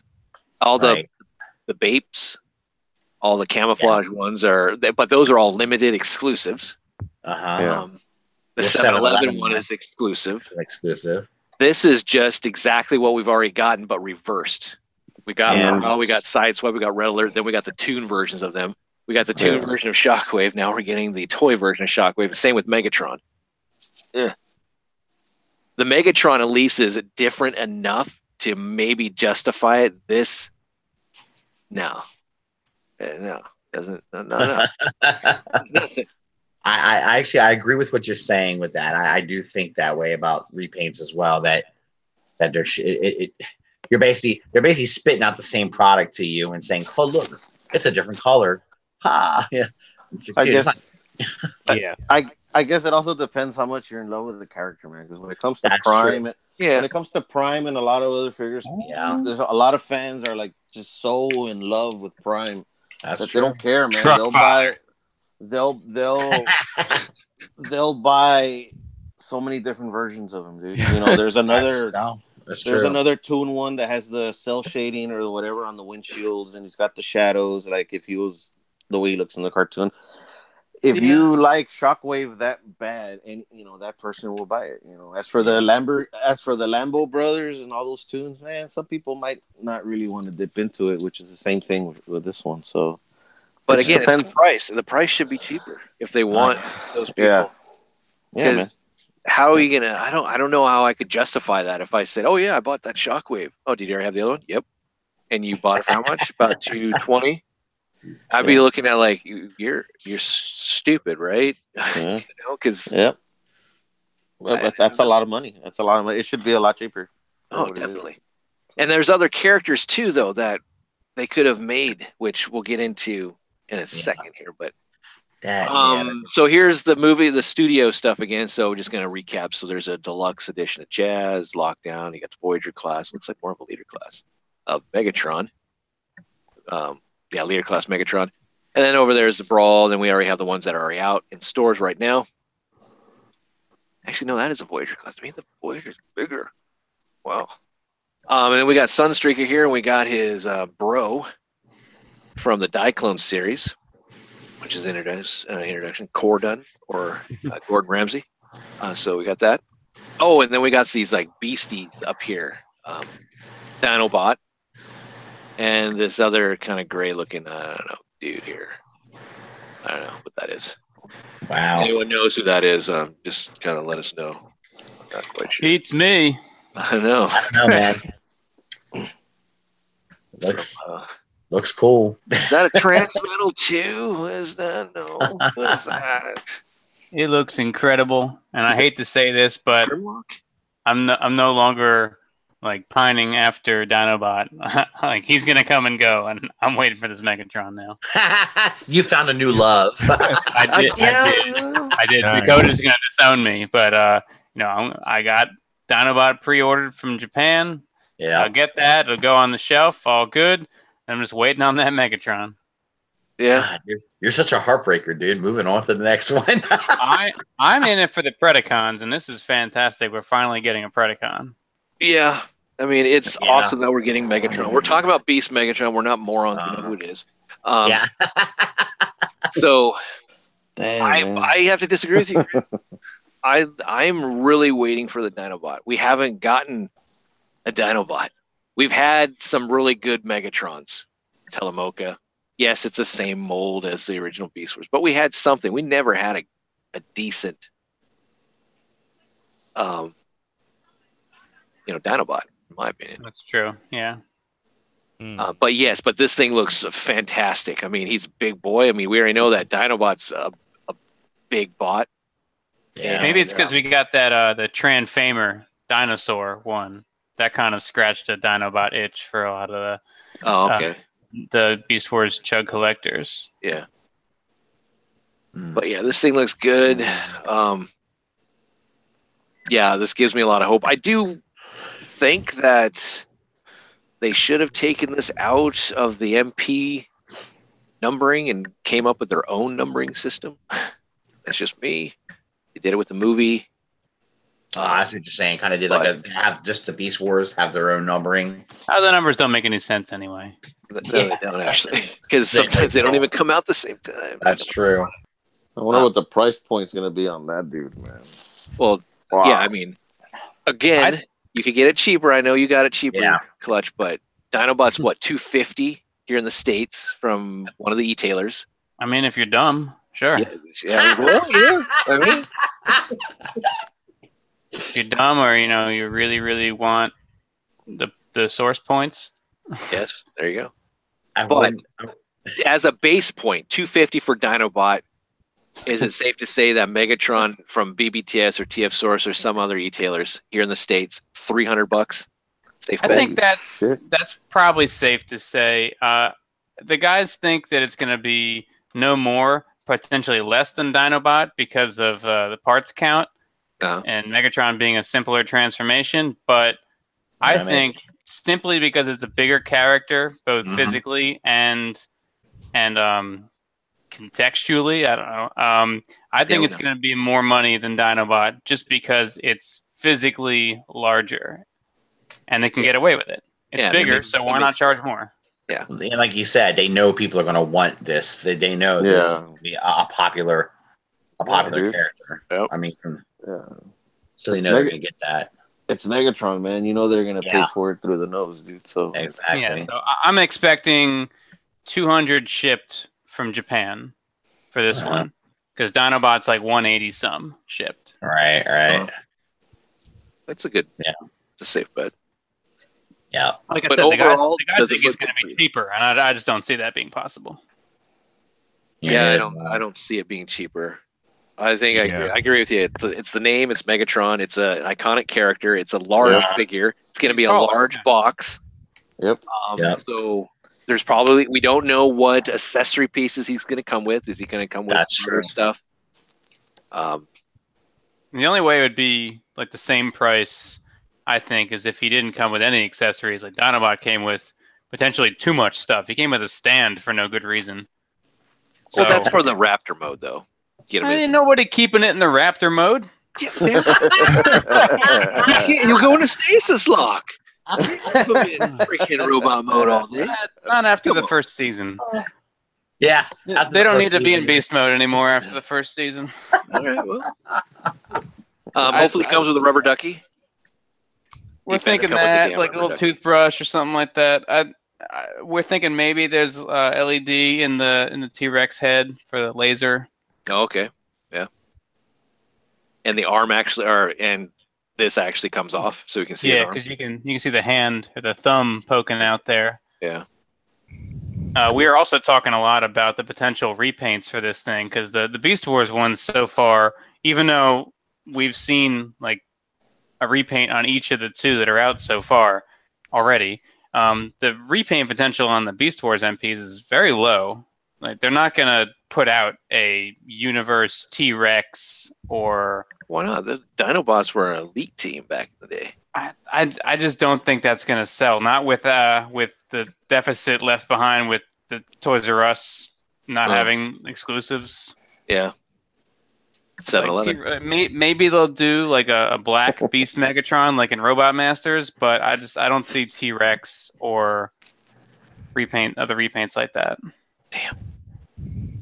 That sucks. That could be another reason why it's going to be a lot more money too. If they can't get a lot of repaint out of it, I mean, they're going to get the bang for the buck, you know? Yeah. I'm not even in if they do repaints. Like, I might be in if they do the toy colors, kind of like they did with Primal. I'm sure they'll do that with they would have like the mutant mask gimmick and I mean, what else would they stick on it? I guess nothing. But I might do toy colors, maybe. But because the price point is so high compared to something like the Cheetor and the Shadow Panther, I don't see myself buying a lot of this mold. One's probably fine. I don't blame you. If they did it with Prime, they'll do it with this one too. So. Oh yeah. It'd be cool if you had the hip missiles. Yeah. Those are always fun. Always got in the way. But it's cool that we're getting that. This was just done up. I thought it was interesting. They tried to mash up 2 pictures to see the scale between Megatron and Optimus. It's not even on point. It's not even close. Because, I mean, you can see that Dinobot here is not even lined up with this Dinobot. So, but I threw this in here just for No, I mean, I applaud the effort. Yeah. But it looks like it's probably good scale. Optimus is kind of not standing straight up there, but he's not a big guy. Yeah. But it's nice that Megatron is. He's the tallest character in the first season. So. Yeah. So that's cool. But he's a fucking T-Rex. Excuse me. He's a freaking T-Rex. Why yourself? You already swore. It's not like, I gotta go and edit that crap. Yeah, I know. I'm really excited for some more Predacons. Hopefully, I know. I'm asking for a lot. We just saw a picture of this Megatron, and now I'm like, all right, come on, give me a Scorponok, give me a Pterosaur. Because the other guys, they're like, I need a new Rat Trap and a new Rhinox. I'm like, hey, look, the Generations Rat Trap is fine, and the Hard Hero Rhinox is the perfect size. So done. That's my shelf. Yeah, the Rat Trap, I don't think. No. I'm in no hurry for a new Rat Trap. Definitely some of the female characters that'd be interesting in the Masterpiece line. They should do a Pterosaur. But I would like to see Air Razor, and I'd like to see Black Rack. Yeah. Air Razor would be awesome too. Yeah. Tigatron. Get him out there. I thought for sure they would do a Tigatron, but then whoever said it, somebody said, well, they're doing a Cheetor, so they could do a Tigatron, but wasn't he's Tigatron a lot big? He's not the same size. He's totally different. Yeah, right. That's what I thought too. He's a different kind of cat. The Snow Tiger no too. Pun intended. Yeah, so I don't. That's they're looking at the old school toys and being like, well, this is just a repaint, right? Yeah, exactly. No. Watch the damn show. But I'm continuously surprised by you think in your head like, oh, there's no way they could make a Beast Megatron. He's gonna look great, and then they're like, oh yeah, we did it, no problem. Yep. That's true. Well, I'm just glad they finally got the license for the T-Rex. I mean, it's been so long. So hopefully they get the license for all these other dinosaurs and animals from the king. The animals. Does Volkswagen still have that license? Yeah. So we'll see. But yeah, definitely. That's why I don't understand why they can't spit these guys out. Season 3 characters, spit them out. But whatever. All right, so moving on into this guy. MP42 Cordon. He has a Diaclone representation of Sunstreaker, but he is a cop car. There's also a red version of him, but we don't see that one yet. But I'm sure he's coming along nicely. I'm sure. But why haven't we seen Deep Cover? Yeah, I'm surprised by that too. He's a very unique character. I mean, the only way to get him, as far as I know, back in the day was part of the, what was it, the Red Liger along with Battle Convoy, or one of those deluxe sets or something back in the Diaclone series. But he's just a black version of Lambor Sideswipe. Yeah. You know, like, come on, let's do it. I mean, I know they did the black. I mean, I have it, the black version of Sideswipe G2, right? Mm-hmm. But he had some like different coloring too, didn't he? Wasn't he like he had blue? Yeah, blue. That's it. Yeah. Okay. But so here's the differences. The other two, these are the original Diaclones, so this is the one that we're getting, and then there's also the red version.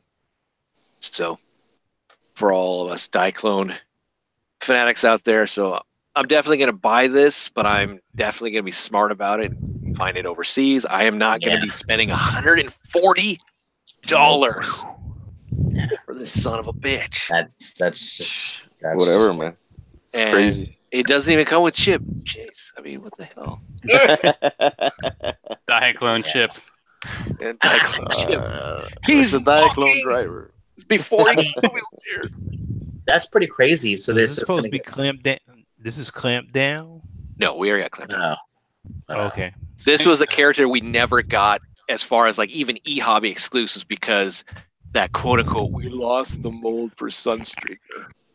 So we never got Sunstreaker. Yeah. We never got this one. But name again? Does he have a name? The Takara is naming him Cordon. Cordon. Blue. Okay. Cordon. I'm calling him Whitey. Okay. He's Whitey. The white cop car. The white, yeah. The fuzz. The white, yeah, the fuzz, man. Fuzz. That's what he is. He's a super white devil. He's reputed. He Quincy-Ocha.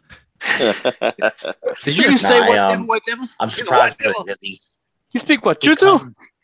He gets shot in the leg. Into the other leg. It's in the bone. It's in the bone. No. He comes with man. I'll do the whole movie. So he comes with less stuff, but they're going to charge. Yeah. Dang. Wow. I mean, you can get Inferno and Grapple for cheaper than this. Yeah, that's pretty crazy. They're on sale right now, but you can get the cone heads and even freaking Laser Wave for cheaper than this guy. I think this is a fail. They need to. No one knows a lot about this guy. Yes, they have the fact that we never got this in the G1 as far as a reissue for e-hobby, but still $140 is too much. I don't care if it's a Takara Mauled exclusive bullshit. It's too much. Yeah. Yeah, I wonder what that's going to be from like Anime Export and shit like that. I wonder what they're going to charge for this. Yeah. But there you go. That's what's coming out. It was cool that we got a lot of that news right away. Like, oh, wow, boom, boom, boom. And it just hit. But then it's like afterwards we get prices and we're like, oh, what? Nah. Fuck you. What? No. A lot of just like, what the hell? Takara, you want me to take out a second mortgage on repaint? What? I mean, I think, James, I think they're going for those hardcore guys who were into the Diaclone shit a lot. But I mean, how much of the market? How much of the market is that? You know what I mean? I don't know. We're called 1%ers, Russ. Yeah, I guess. Okay. I got my card in my wallet, but unfortunately, it doesn't mean shit for a discount. Nah, true. So it sucks. But all right, this also dropped. Bad Cube saying, you know what?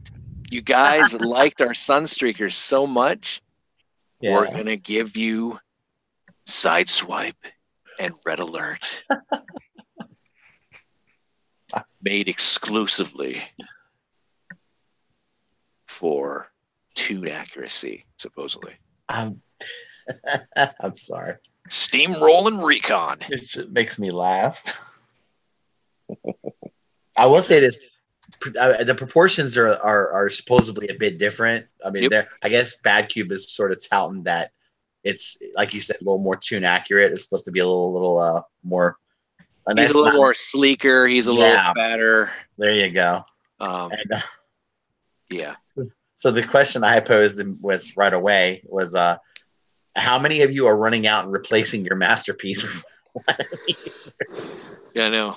Like you have MP Sideswipe. Oh my God, that's my replacement. MP Sideswipe's gone. That's the guy. I mean, because we got 6 different versions of that Sideswipe. Right. This is finally, thank God. We're getting this. Now you can see right here, there's a lot of differences between obviously the head sculpt. Yeah. So that was nice. So it's not your straight up, and Bad Cube admitted to that. It's not a straight up just repaint. It's a lot of different tooling. You got the wheels up here on Red Alert. You don't have that. They're tucked in behind on Sideswipe. Which I can appreciate that actually, because there were some differences between the two, So I know they transformed into the same car, but there were some differences in bot mode. So that's pretty cool. I like that. That's pretty neat. Yep. So you can open up the trunk. You can open up the doors. Yeah. Shout out to Asian Kid Matt. Oh yeah. Absolutely. But look at all the kibble underneath the vehicle. I know a Lamborghini really doesn't have a lot of ground clearance, but this really takes it to the extreme. Yeah. Look at that. Yeah. It's funny. Maybe it's just mistransformed. I don't know.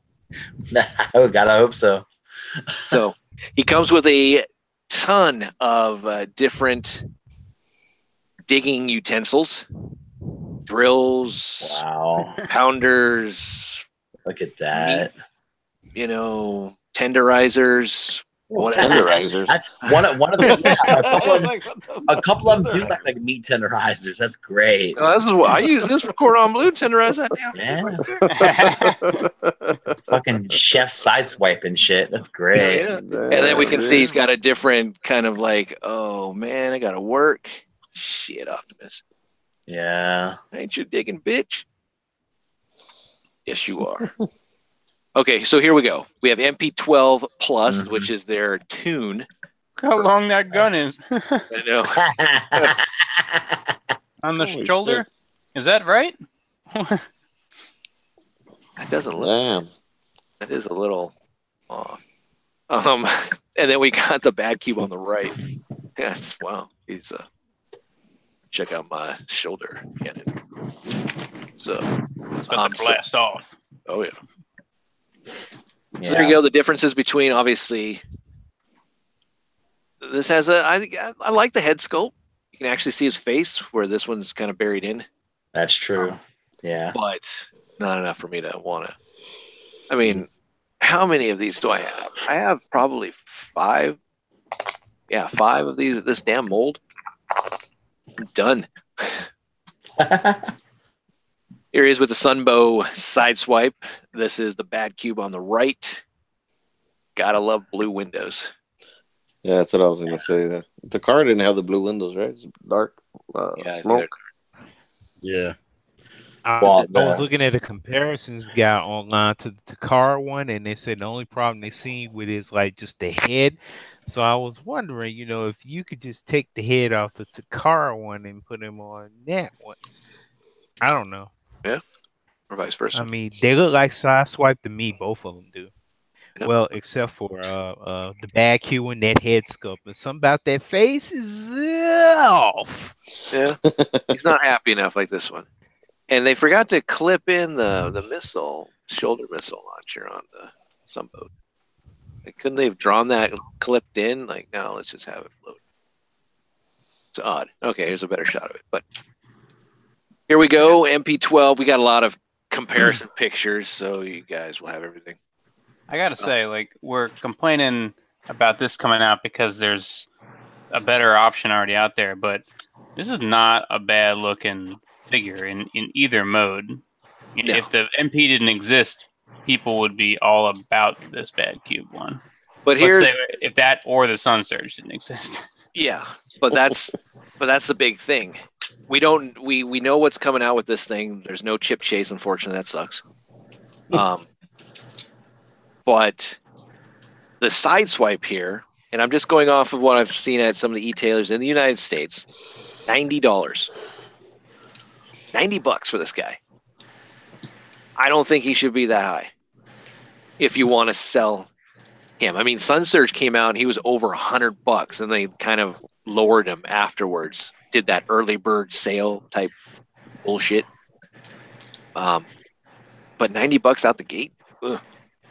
Yeah. So here's More some like- more picks. Should be more like $40. I'll do 40. Yeah, I mean, like 40 to 60, I think is Yeah, dude. perfectly fine. That's the NJCC price. There you go. I won't lie. I think it's pretty ballsy for a third-party company to do this. Well, I'm especially with impressed. Bad Cube already has the bad rep with the Sun Surge. Everyone Yeah. liquidated that thing when Figure came out. Okay, That's so funny. So many. at of least them. that's what I saw. I mean, a lot of people were Yeah. just jumping the thing because like, oh, we got an official Sunstreaker. I'm getting this. Oh, this thing is so great. And I don't need the Sun Surge anymore. I mean, before that, I mean, what are your other choices? Omnigonics? Oh, only Deluxe bought that. Oh. All of them. Yeah, Deluxe wound up with more than one, man. Yep. But this thing though, again, we were already bitching about how we got this newer side swipe. Oh, it's got white here instead of silver. It's got this, it's got that. It's like, all right, yeah, okay. And then there's the oversized versions, and now Bad Cube coming in. Saving grace is the head sculpt. Yeah, I do like the head better on it than the MP. That's it. Here's all the rest of them. Bad Cube against MP12 Plus and MP12. Yeah, So, there you go. that's. I don't know. Works. Hey, I'm sure hopefully they sell a bunch of them. Mhm. See anything weird about this picture? They're not using Yeah. their own Sun Surge. Yeah. They're not You using saw it their in own, dude. Sunstreaker? Oh, You saw it in Sunstreaker? So that alone should just tell you Bad Cube has no confidence in their own. So Yeah. Come on, man. Put your own figure out there. Well, Shit. okay, but they might be doing that just to show you that how it scales with the MP. I mean, that might be what it is. I You mean, know why it's- they're doing it? Because they know they're sucking the better one out there. Come on, Russ. Don't do Come on, that. Sun Surge was everyone's MP Sunstreaker for a while until the good one come out. Not everyone. Don't Well, defend I- them. Don't I defend know. them. Don't defend them. You're defending them, dude. Yeah, I'm just- I know.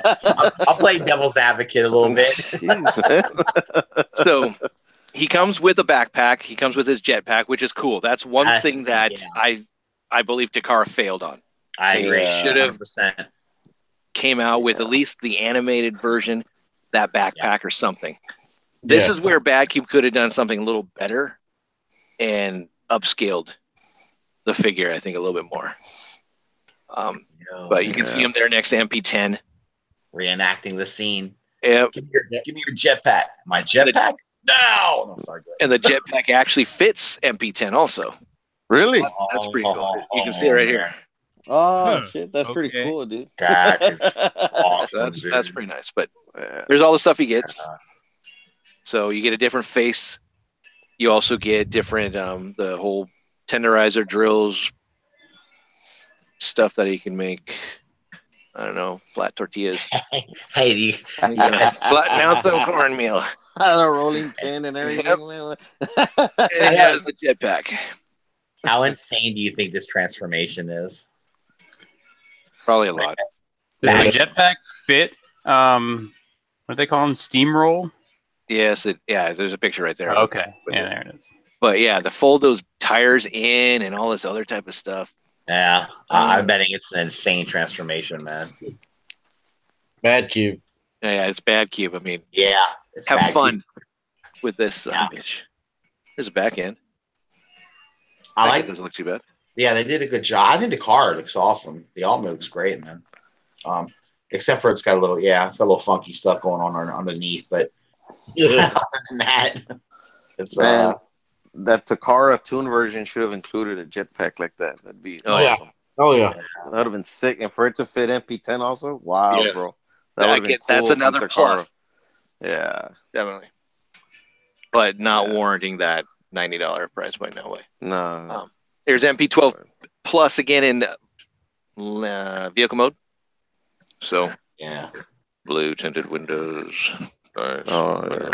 A windshield wiper. Okay. We got a spoiler. All right. We got the black. Yeah. It's definitely a Lamborghini. Yep. Can't deny that. Yeah. Just not gonna be fun to get it into that Lamborghini mode. I think they it ain't gonna look that clean when you try and get it, because this shit's not gonna snap. This thing's not gonna line up right, and you're gonna be like, why do I have so much more, non-clearance down here? I did deliberately make sure you notice the panels on the panel gaps. I know. Like, let's just make the MP12 Plus a little gappy here, and let's put this. But remember, the original MP12 had different shades of red. At least the first release of it. It did. That's true. That's true. I don't know. I mean, like I said, is anyone going to rush out and replace their MP12 with this thing? I mean, I don't see that. No, it'll be on sale, and then people will probably like, oh yeah, I'll pick it up now. Yeah, once it's on sale, Once BBTS is clearancing that bitch out. Oh yeah. Well, Jisk might pick this up for his alternate. Yeah, that's what I was going to say. It was going to sell one, and it's to Jisk. Yeah, so they got one customer. That's so messed up. He's going to sell one to Jisk. And then moving on to their security director, Recon. Oh my god! Come on, get some other gimmicks. I know, come on, they totally copied the Takara there. I mean, come on. Like, who cares about the pile drivers on the other guy, on red guy? On red guy. On the red guy. So it looks like red alert here. His shoulder cannon looks like a lipstick thing. Crayon. I don't know. Yeah, those arms don't look clean, very clean to me at all either. Look at the gappage on the wrist. I bet you it turns right around there and goes inside. Yep. That's just ugly looking. I mean, damn. There he is with the animation. So, he comes with more faces. Not bad. I mean, I don't know. I've heard other people say that they think that this mold needs an update anyway, but I don't know that this is the update. I don't know if this is the one to go with. Here's the MP14 Plus, right? And then you have the Bad Cube. Yeah, see, I don't like the junk off the panels hanging off the arms. I don't like that shit. I like it more clean. I like it cleaned up. But if you look at the animation, that's kind of I know. Yeah, but I guess maybe I'm just not so into tune accuracy, and I like it to look nice. I don't care about that. True. But you're right. I mean, it is more tune accurate. I give them that probably, and probably more. I wonder if the original toy probably had that shit hanging off too. So. Oh yeah. Yeah. But more pics of it. Yeah, that thing does look weird. I mean, this looks like a cannon. This looks like a lipstick / crayon type of. I don't get it. That doesn't look. Robot dildo, my friend. Robot dildo. Okay. Dog penis. Or something weird. Here we go again. It's going to be one of those shows again. Yeah. All right. Come here, RC. I guess have to be the first one. So again, here is the MP14 Plus with the Bad Cube. I don't like Red Alert that much. I'm perfectly fine with the Takara. I honestly, I'm okay. As a character, I thought he was a flake in the original. I couldn't stand him. Oh man. And Inferno used to get on my nerves too, because I'd be like, "Stop enabling him, God damn it!" And most of these picks are courtesy of GM and all that, so really appreciate the comparison and such. Friends. And here he is next to Inferno. Look at that smile. That's the MP Inferno too, isn't it? Yup. And there's a ladder on the back. So wow. They did it again, guys. They don't really have an Inferno that they made to compare it with. So. No. And they wouldn't if they did have one, so don't worry. Yeah. So it's all good. But there's all the stuff. He comes with 2 different faces. Nice. He's got the crazy static stuff for his ears. Crazy earmuffs. Yep. And such. And some covers there. Vehicle mode compared to Inferno. Yeah. And here they are, compared vehicle mode with the MP14 Plus. See, I think they're the alt modes, like these pictures, it looks great. But when you go to transform that bitch, good luck. That's all I'm saying. It's going to be tough.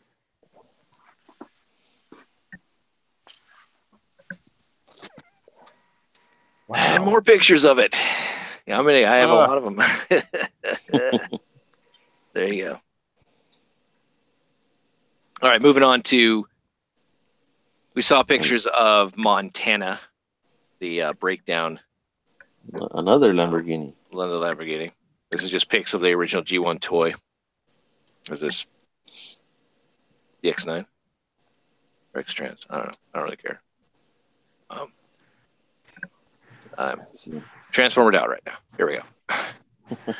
So let's keep on rolling. Let's keep on rolling. I've had my fill of Lamborghinis. That's yeah. Really. All right. So moving on to X-Transbots here, they're doing skids. So why? Because we need them. He was in that one episode for like 2 seconds. I don't even remember the episode. I don't either. I think is when Blitzwing was taking over. What is it? Triple takeover. Yeah. When they're going up on circles to the dome or whatever, and he's the one that gets run over by the tank mode of by Blitzwing. Yeah. Are we sure he wasn't just an animation error? No, check it out. Check it out. He never actually existed. He was just a blue version of somebody else they drew by accident. No, for real. Check it out. He comes out for like 2-3 seconds. See, we laugh about that, but that could be legit. That's a legit question. Oh God, that's hilarious. It doesn't look bad.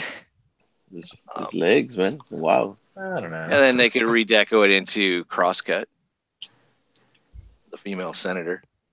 Why are his arms? Why did in the animated versions his arms are coming out of his like fucking? Because that's the original toy. That's God. His toy, his arms came out of his stomach. You know, pretty much. Just like G1 Cup.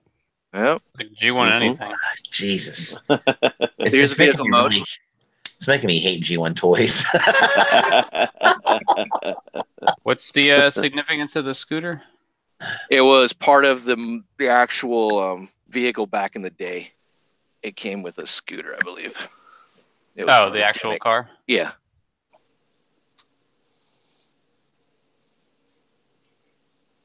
I mean, that's. Is it a pet? That's a great. That's a great exclusive, or that's the deluxe edition. You buy that at the dealership, and you're like, "Here's a scooter." I'd be down with that. All right, so there you go, and it's pretty accurate. I don't know, it's not that accurate. It works. All right, moving on to some Legend scale. We have the War Within Optimus, but I like this, the Fallen. I don't remember seeing this, so I think that's pretty cool. It's awesome, yeah. And such. Yeah, that Makito is Fallen. I don't know why I put that in there, but here's the upscaled Inferno. All right, KO time. Yep. Oh, okay. Oh, upscale. Yes. So you get all the same stuff that you got with the original release. It just fingers though. It just looks cheap right away. And there it is next to their upscaled Optimus. Oh wow! With an Angry Bird. I'll take the Angry Bird. Take the Angry Bird. I'll take the Angry Bird any day, man. Cool. And we looked at this before, the BMB, I think is what it was, or I don't know, the knockoff Dinobots from the Power of the Primes. Yeah, those ones that were bigger, right? Yeah. Yeah. That's their color scheme, it looks like. Damn. Oh wow, go Power Rangers. Yep. The G2 version there. Why are you gonna knock off something that people aren't buying the original of? Yeah. So I guess they saw the Age of Extinction versions and thought we need to go with that color or something. Why is Slash painted up like RC? Dude. Wow. Looks like something you buy at a dollar store or something, man. Yep. It's like Skittles. I love it. It's great. They're bigger too. I mean, Grimlock's like what, leader size, and these guys, the limbs are the size of what, Voyagers, and Slash is like a deluxe. I mean that's kind of awesome though, because that's kind of the size they should be, in my opinion. But that's what Hasbro should have done. Yep, and this. Yeah, color. exactly. Yeah, I mean the color is a little. Yeah, it's Skittles. But the colors though. Ugh. Yeah. Mm-hmm. Yeah.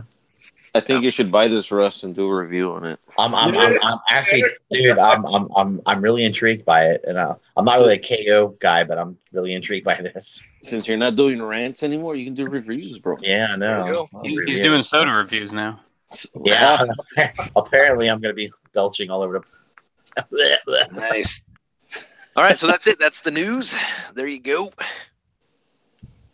I love, Jane, that you got big-breasted females. It's Carol Danvers. It's the same girl. I can't help that she's got big boobs. It's like, yo, just the best episode of Pods Fanatics ever. Yeah, I try. Epic. All right, so there we go. Let's. I mean, you got me asking you guys real quick before we want to hear about it regarding the Bad Cubes version of Sideswipe. Do you think we're going to start seeing that more? Do you think third-party companies are going to start trying to come out and try to improve on a masterpiece figure that's already been done, or do you think this is kind of just Bad Cube being stupid? I mean, I'm kind of curious. Yeah, it's a gamble, dude, because no one might buy it. Yeah, I know, and that's what I mean. I don't know that anybody is going to make something good enough to make people say, "Oh, I'm going to get rid of my Takara version and put this on the masterpiece shelf." You know, I don't know. There's so many like ass munchers that are just totally Takara hardcores. You know. Well, it's not just that. I mean, says the guy who's not buying this third-party one. You could take that $90 and apply it somewhere else. Yeah. You know, even if you already got Sideswipe, you're done. That you checked off that character. Right. Unless you went back and you were, like, oh man, Takara came out with this more tune accurate. Okay, fine, I'll buy that one. And then now I'm done. Because you got to the point like I'm fed up. I already got enough Sideswipes. And then now here comes Bad Cube and you're like, $90? What could I use $90 for? I could go towards, let's say, Vans Toys RC or Cup. Something that maybe it's a little bit newer, something that's maybe something you need. Yeah, something that you need that you don't need another Sideswipe. Yeah, dude. Yeah, the one that's missing in your collection. So. Yeah, the one Takara figure I thought that I'm really surprised we haven't seen somebody take a crack at is Trax, because I feel like that's their weak. That's the weakest master. Yeah, he's perfect. Done. Totally perfect. And I think let's just look at him from the side. Don't look at him from the side, man. You see, that's your problem. You're looking at him from the side, and you're not supposed to, man. Yeah. He's supposed to have him bunched up with other guys, and he's facing forward, so you can't even get at that angle that you can see from the side. And you're right. Man. Or just keep your room really dark. Yeah, So I guess you didn't get the memo, Russ. That keep my tracks facing forward. Forward, yeah. Have other people surrounding him so you can't see him. You're not supposed to, yeah. No, I mean it's okay. It's okay because we don't have anything else, right? But I'm surprised somebody else hasn't tried to take a shot at that one. But I get it. And who is in here? 30 says I buy every variant of Batman. Yeah, that's true. That is true. but it's different though for me, but maybe not. It's the character. It's sideswipe, and I get that, but Sure. you're buying the sideswipe for that, for either the character because you're a sideswipe fan, so then you're discounted from the conversation, so you're just going to buy it, so that doesn't matter, so you're out. Right. But if you're buying the sideswipe because you want tune accuracy, then you're going to get that one sideswipe. For me, I buy all the Batmans because they're all different.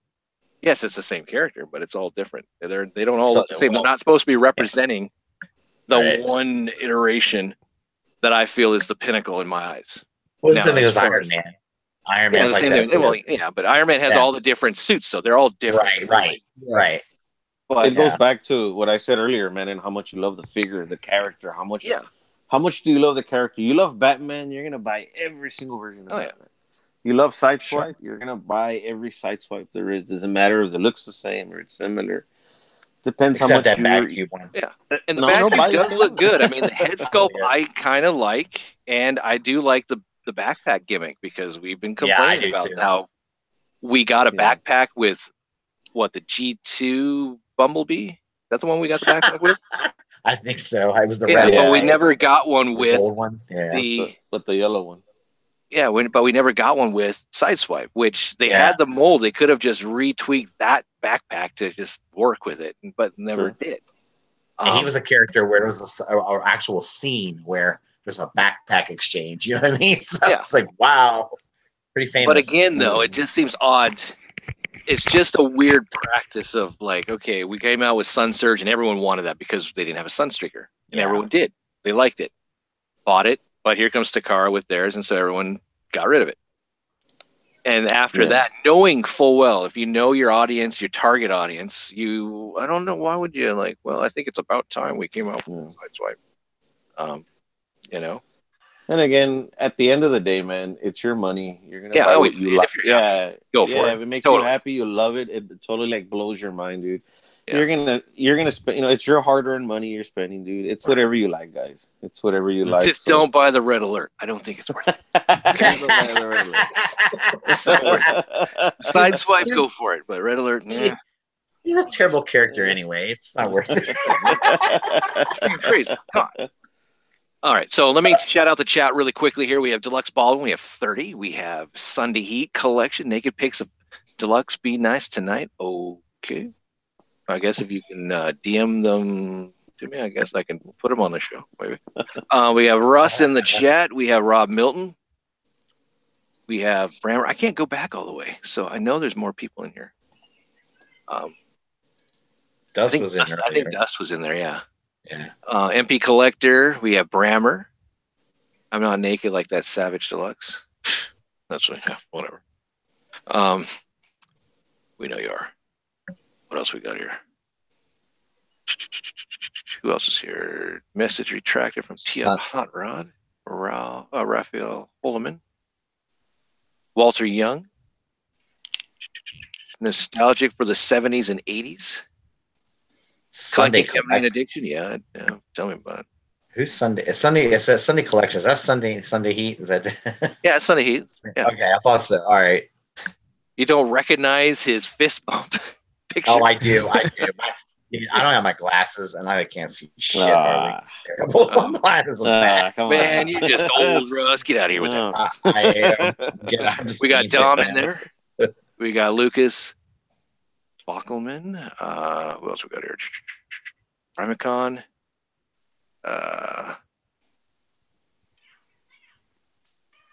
Something in the background. Someone's screaming. Nice. Sorry, that's the TV here. Oh, okay. I thought someone was getting. I was happy to see MP Collector was in there tonight. That's cool to see him. I was like, oh, he's in. Popped in. Chip Chase. Yeah, they should have came with a new Chip Chase. Who else? Anyone else? I think I got everyone. Scrolling. If we missed you, we're sorry. Yeah, I'm trying. P. Ferguson 19. That's the newest one. What's up? Hey, Dom was in there for a second earlier. How about that, Juka? I didn't see him. Bam. Okay, what else we got? So we have 27 people watching. We have 24 likes. Come on, guys, hit the like button.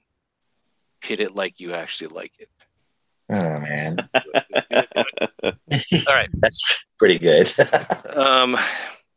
Quick question: true or false? Did Jessica Jones fight in the Secret Wars as Jessica Drew fight in the Secret Wars as Spider-Woman?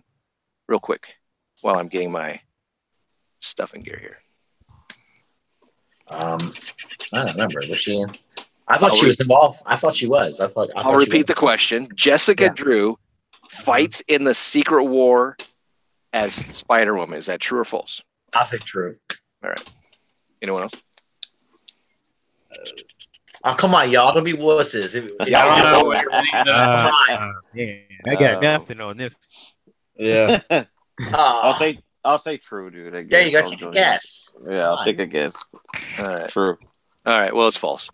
I was wrong. I remember seeing it on the cover. You can It blame was me. Jessica. It was Julia Carpenter. Oh, okay, a different one. Okay. Oh. Jessica Drew never had the black costume. She did. Yeah. She ever donned a black suit? Wow. I don't think so. No, that was like the was best. somebody. Julia Carpenter did, and that's where Spider-Man got his idea for the black suit, and he got the symbiotic stuff because she came in Secret Wars 7, and then he came in Secret Wars 8. Damn. Came as I mean he got the suit. Oh, I was about to say. Nah. Don't take it there. Come on, bro. Wow. Spider-Man, get him around, baby. That was a good segue to the Blast from the Past. All right, so here we are, Blast from the Past. Again, I'll have the link in the description so you can go straight to it. All right, here we go. All right. Oh, man. Oh, here we go. So, first of all, tell me why he's got a old ass alphanumeric page. well, you're gonna have to wait till next year's Captain Marvel movie. But we have a little bit of clips towards the end. Probably because she's so far in space, that's probably the only way we can reach her. With an old ass alphanumeric page. Well, here's With an old Motorola pager. There's 2 Marvel movies from the Marvel Studios coming out before the next Avengers, which is Ant-Man and Wasp, which we looked at last week, and Captain Marvel. Both of those are prequels. Right. They take place before the events of Avengers Infinity War. Captain Marvel takes place I believe, a decade before. I think it takes place in the 90s. And let's put it this way, Nick Fury has hair. And such. But this was the scene at the very end of Avengers Infinity War in the post credits and such, where Fury is getting his pager out and he disintegrates, goes bye-bye, turns into ash, whatever. And he pushes the button and we get to see this symbol. So that was pretty cool. But we need to go back a little bit. We need to explain who Captain Marvel is, why he's so important, why the character is so important, or why I believe the character is so important. He is my favorite character in the entire Marvel universe. Yeah. Even to this day, even though he got the shit end of the stick, but it works. So a little, and the relationship between Marvel, the Kree warrior, and Carol Danvers, as you see here on the screen. All right. First off, we got to talk about the elephant in the room, Captain Marvel, DC. Fawcett Comics was the one who came out with Captain Marvel, Shazam. Billy Batson would scream out the word Shazam, which is Solomon, Hercules, Atlas, Zeus, Achilles, Mercury, and become Captain Marvel. Until DC decided, you know what? We're going to sue your ass because he looks too much like a character we have, namely Superman. So that's what they did. They stopped the whole Captain Marvel thing. And then all of a sudden I believe in the late 60s, Marvel gained the trademark of Captain Marvel. Even though Captain Marvel here from DC, formerly Fawcett, came out in 1939, which is Wiz Comics right there. Yeah. Or 1940. So But Marvel gained the trademark in the 60s, and to keep the trademark going, they had to publish a Captain Marvel comic every 2 years, essentially, to keep it alive. And hence why DC, when they came out with their Captain Marvel, they called it the Power of Shazam for a little while until, you know, it kind of went away. All right. So we're going to start off with this dude, Marvel, Kree Warrior. He is a white Kree. I don't know if they changed in the comic books, but there's two different versions of Krees. There's the white, there's the blue. He was introduced in Marvel Superheroes 12 back in 1967. Then he finally got his own comic book, Captain Marvel #1, which was a couple years later. So pretty cool. As you can see, this is what he looked like first off when he came to Earth. He was a white Kree, had this suit. His job was from the Supreme Intelligence to go to Earth and try to infiltrate, learn secrets, formulate a bond so they could mind meld some crap like that. I'm not going to go into all the detail, but it's very interesting. Marvel Superheroes featuring Captain Marvel 13, right after his introduction, was the introduction of Carol Danvers. He was working at Cape Canaveral as he was part of the Air Force. And she was too, and that's how they met. And there was a little explosion. Something happened, but we're going to get to that a little bit later. But I just wanted to show that off. And since I'm not fucking with you, there are blue Krees. So there you go. That's what they are. I think that's what they are now. He does finally get his new outfit here after he saves the Supreme Intelligence, which is the Kree super leader. And he gets some new powers and such, but he gets sent to the negative zone, which is this place. And so he was able to somehow get in contact with Rick Jones psychically. I don't know. I'm not going to go through the whole thing.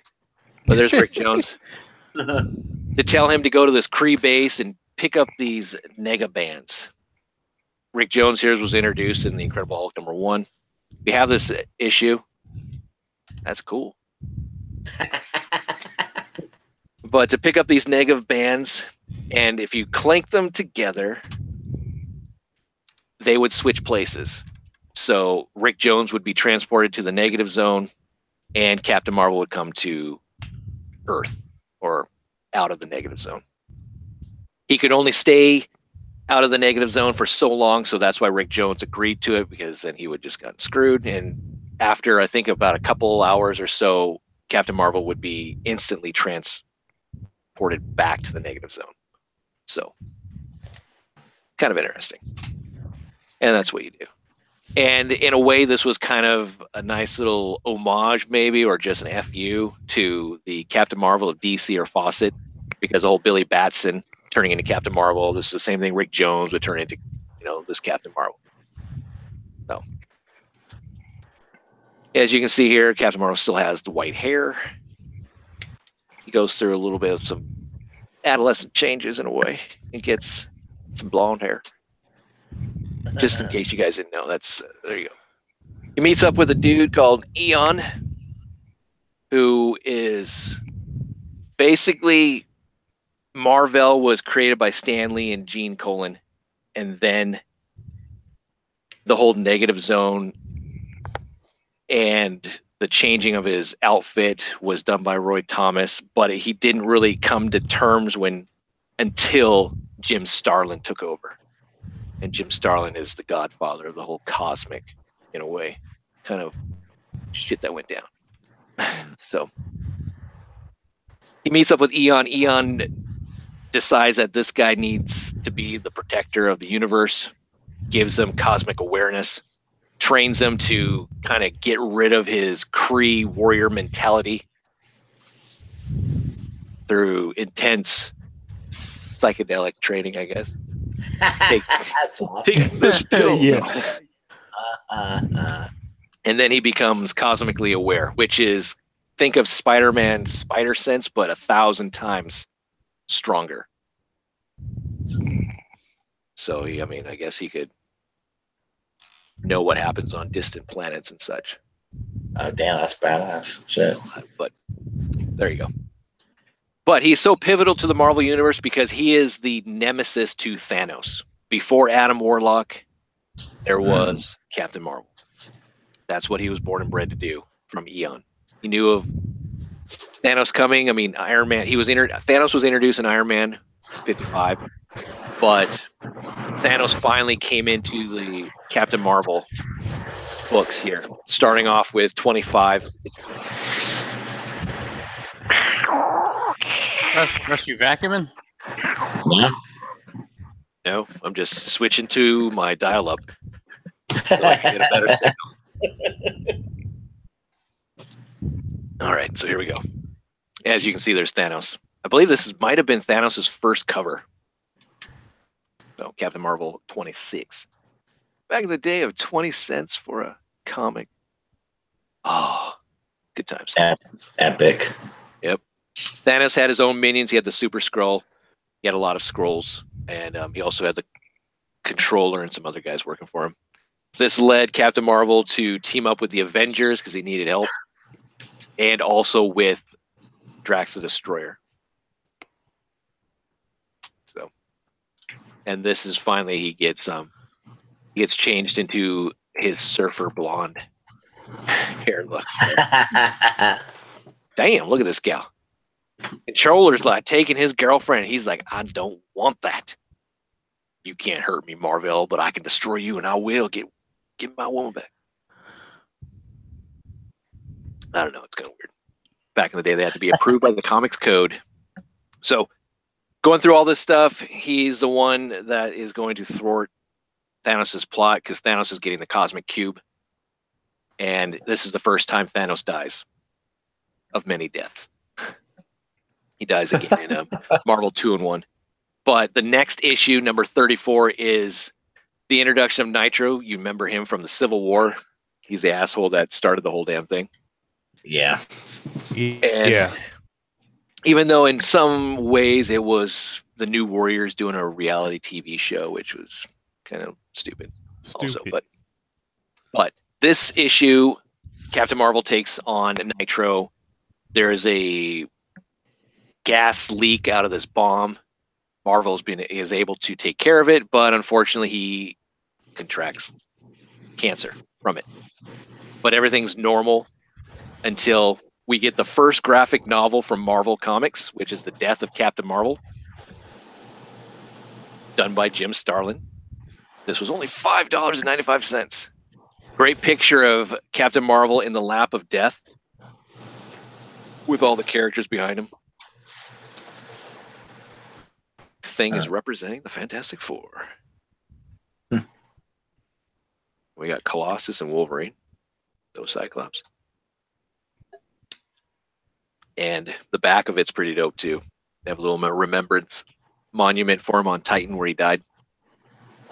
A really cool thing is after the second death of Thanos, Captain Marvel decided to keep the stone version of Thanos kind of as a reminder, whatnot.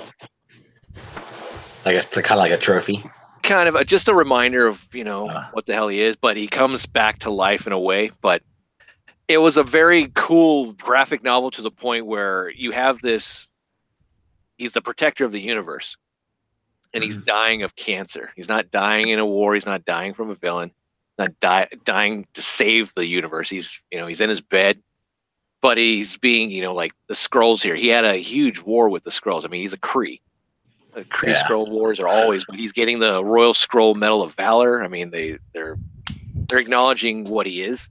Mm-hmm. Even this is pretty cool. I mean, to see Spidey can't see him the way he is with a tube shoved up his nose and such. The thing looks a little small, but. And then here's the thing: Thanos it's kind of a dream state, but Thanos comes back, takes him out of the bed, like, "Hey, you got to go." It's like, "What are you talking about?" And then all of a sudden, he's back in his uniform. They go through their little thing about talking, and then all the heroes are there as he passes. And while he's in his little coma state, he takes on Thanos, and he finally succumbs to death as getting a kiss from her. And then Thanos says, "So it ends." And then they walk into the light, and he dies. Kind of an interesting and like, damn, you know. Mm-hmm. Well, something they made a big deal about his passing, which is pretty cool. They did, and they didn't bring him back. He wasn't like the characters like, oh, well, we'll see him back, next issue, all that. No, he never truly came back. Came back as a zombie. He came back in dreams, but he never came back for a long time. As a clone one time, didn't he? Yeah, but we'll get into the other iterations of Captain Marvel.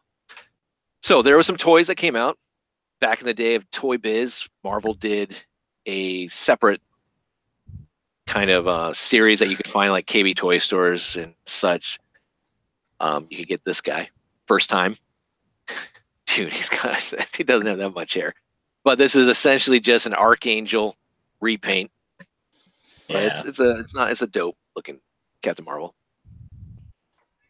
And then shout out to KB toy stores with their red marked down prices. We got the 10-inch tall Captain Marvel. Only $5.99.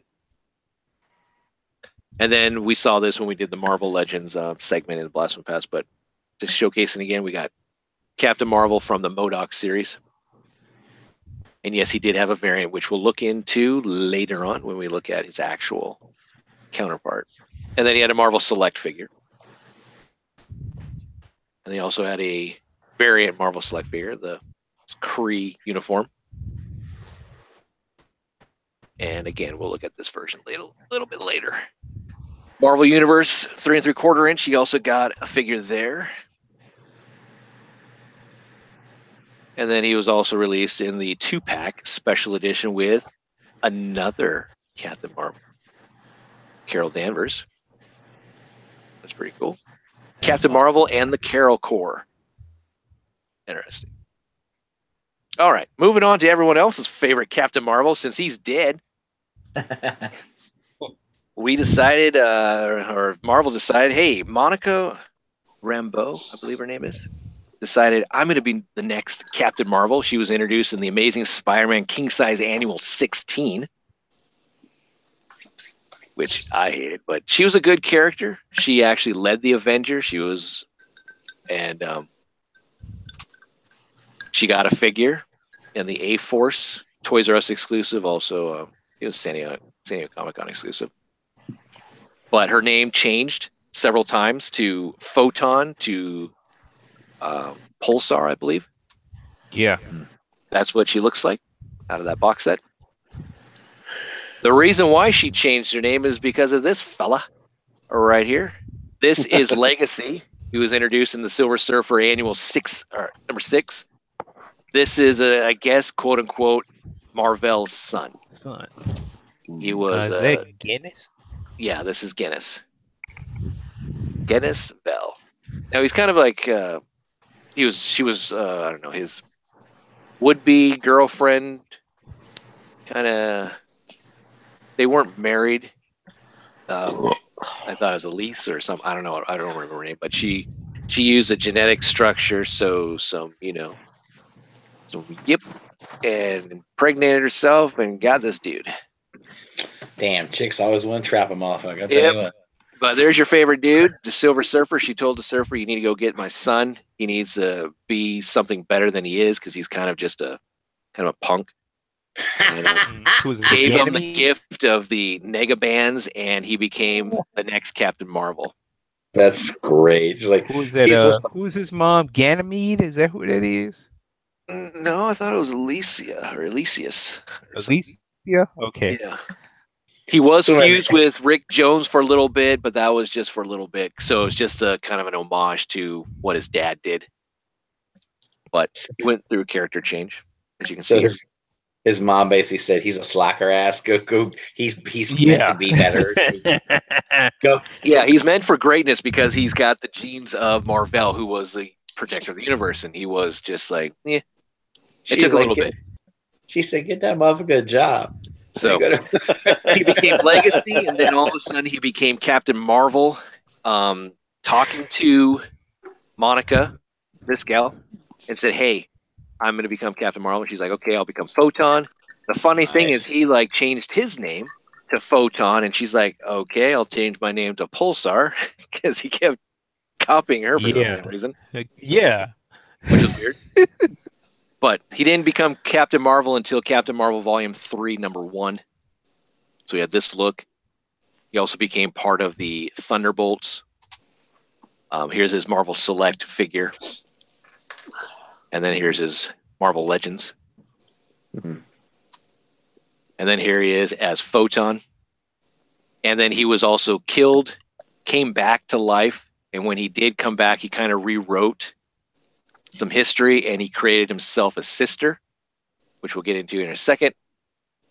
But then he was also killed by Baron Zemo because he was going a little nutso, I believe. And so he wouldn't come back. And so he wouldn't come back. He spread his ashes all over. So he could, I guess he had resurrection powers. I don't know. Damn. This is who he created as his sister. Oh, it's Phyla Vale, isn't it? Yep. Isn't her name Phyla Vale? Phyla Vale. She came out in Captain Marvel Volume 5, #16 in 2004. She also became the next Quasar, and then she became Martyr. Because, hence the name Martyr. She got killed. Yeah. And such. But she joined up with the Guardians of the Galaxy and all that type of stuff, too. All right. Then we move on to the Civil War, where I was like, oh, shit. When I saw this, it was like Civil War, The Return, and it has Captain Marvel on the cover. I'm like, oh, wow, cool. He's coming back. They're finally, after, 30-plus years, 40 years, they're bringing him back. Ended up, he's a Skrull. So that sucked. So this is the next guy. I don't know how to pronounce his name. It's like, there's no fucking vowels in his name. It's Knur. Yeah.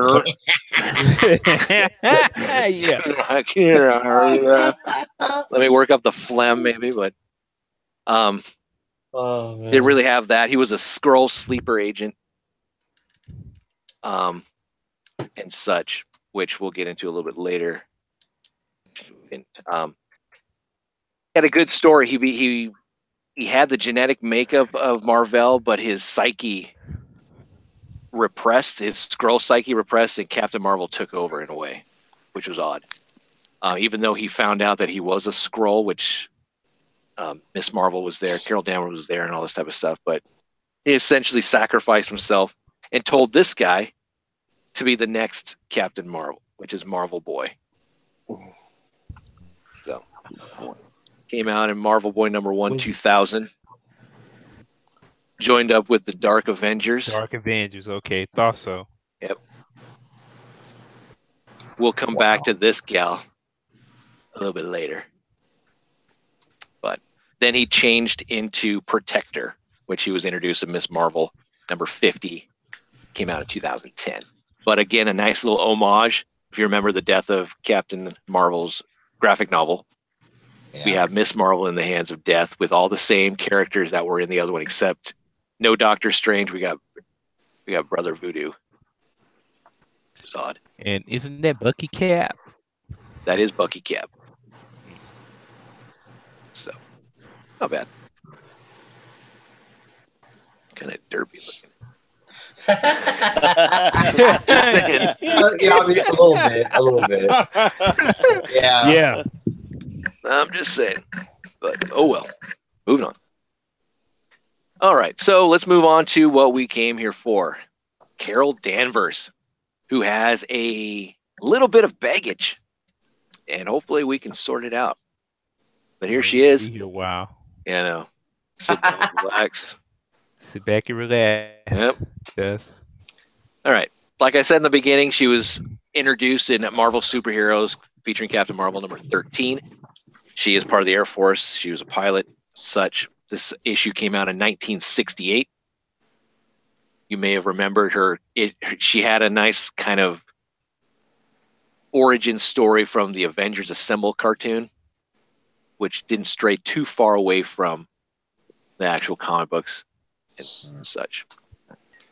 This was just hilarious. This was when she was part of the Avengers, and you can read this already. Man, you disgusting little pervert, you're up, and you were supposed to hide in my pocket. He's like, yeah, but where's the fun in that? Oh, no, wait, I got one. I got a better one. Just keeping abreast of the situation. Damn. Hey, yo, mad props to that motherfucker. Doing it. Hell yeah. Don't forget to hit that like and subscribe button. Hell yeah. This is quality fucking podcasting right here, bro. This is good shit right here. There you, well, it's not. That's just the only thing. Okay, so here we go. They had a special relationship. She was in love with him. I think he had feelings for her also. And there was an accident where she was exposed to some of Captain Marvel's powers, and she became a hybrid, human and Kree. And so that's how she got to be Miss Marvel, where she was introduced as Miss Marvel in her first self-titled issue #1 here that came out in 1977, which was kind of cool because they called it Miss or Ms. Marvel because of the whole feminist movement at the time, even though they had her dressing up as midriff showing right? legs and such. Glorious is what that is. Glorious. Okay. Glorious. So, and Miss Marvel also gave us the birth of a certain shape-changing mutant. I believe it was Miss Marvel 16 or 17 or I don't know. Mystique. Which they'll have a nice little relationship, which we'll get into a little bit later. All right. But there is other Miss Marvels. Just like there is other Captain Marvels, there's some other Miss Marvels. So the first one was from The Thing. Issue 27 came out in 1985. You may have remembered her. She joined the Fantastic Four, but she didn't look like this. Kind of like nice reddish orange hair, kind of like a Jean Grey type. She looked like this. Another Thing, but more of a not as defined as a brick creature. Such. Holy crap. So yeah. That's awesome. And then I have the picture here. It says every pinup section needs some cheesecake. Ha ha ha. Sharon Venture as Miss Marvel, and it was a good thing during the Inferno series or saga. You had a good fight between the Hulk, which was Mr. Fix-It, and you had the Thing, who was stronger, more rocky, kind of weird, but he actually beat the Hulk, which was weird. So She-Hulk came for kind of not retribution, but got into a fight with Miss Marvel here. So you got the female version of the Hulk versus Thing type of scenario. But interesting. She goes back to her normal form and she becomes a professional wrestler or some crap. I don't know. That's the end of her. All right. The next one to become Ms. Marvel is Moonstone. May you remember her from Masters of Evil. She also became part of the Thunderbolts. And wasn't she also part of the Dark Avengers? Yes, she was as Miss Marvel. Yeah. Yep. Wow. So she came out in Incredible Hulk 228 here, 1978. And she's looks like she just kicked the crap out of the Hulk. But her powers came from an actual stone, hence Moonstone. That's where she got her powers. That's what she looks like. Kind of looks Dazzler-ish, but that's Moonstone. And then that's what she looked like for the Dark Avengers as Ms. Marvel. Oh, smoking hot. And there she is, Dark Avengers. I heard that she was a psychiatrist who had a bad habit of encouraging her patients to do what they shouldn't do. Yes, and she was doing stuff that she shouldn't be doing either, like sleeping with Marvel Boy. Hey, He did get around though, but that's a he was there, she was there. What the hell, man? This was the first time this poor guy popped his cherry. And it was Moonstone. Hence, she's got to be cocky. I mean, look at that. She's got above her bed a picture of herself in costume. That is so glorious. And and Marvel Boy's like, you're the first human girl I've ever. And she's like, yeah. Is that how humans usually? And she's like, sure. I'm not sure how I feel about that. See, what would be awesome is if she had the picture of herself above the bed. Yeah. On the ceiling. So there you go. And then we have the Ms. Marvel that we're accustomed to, which I forgot. I can't remember her name off the top of my head. The gal that's kind of like Mr. Fantastic. Yeah. She was introduced in Captain Marvel number 14. This is the Carol Danvers Ms. Marvel series.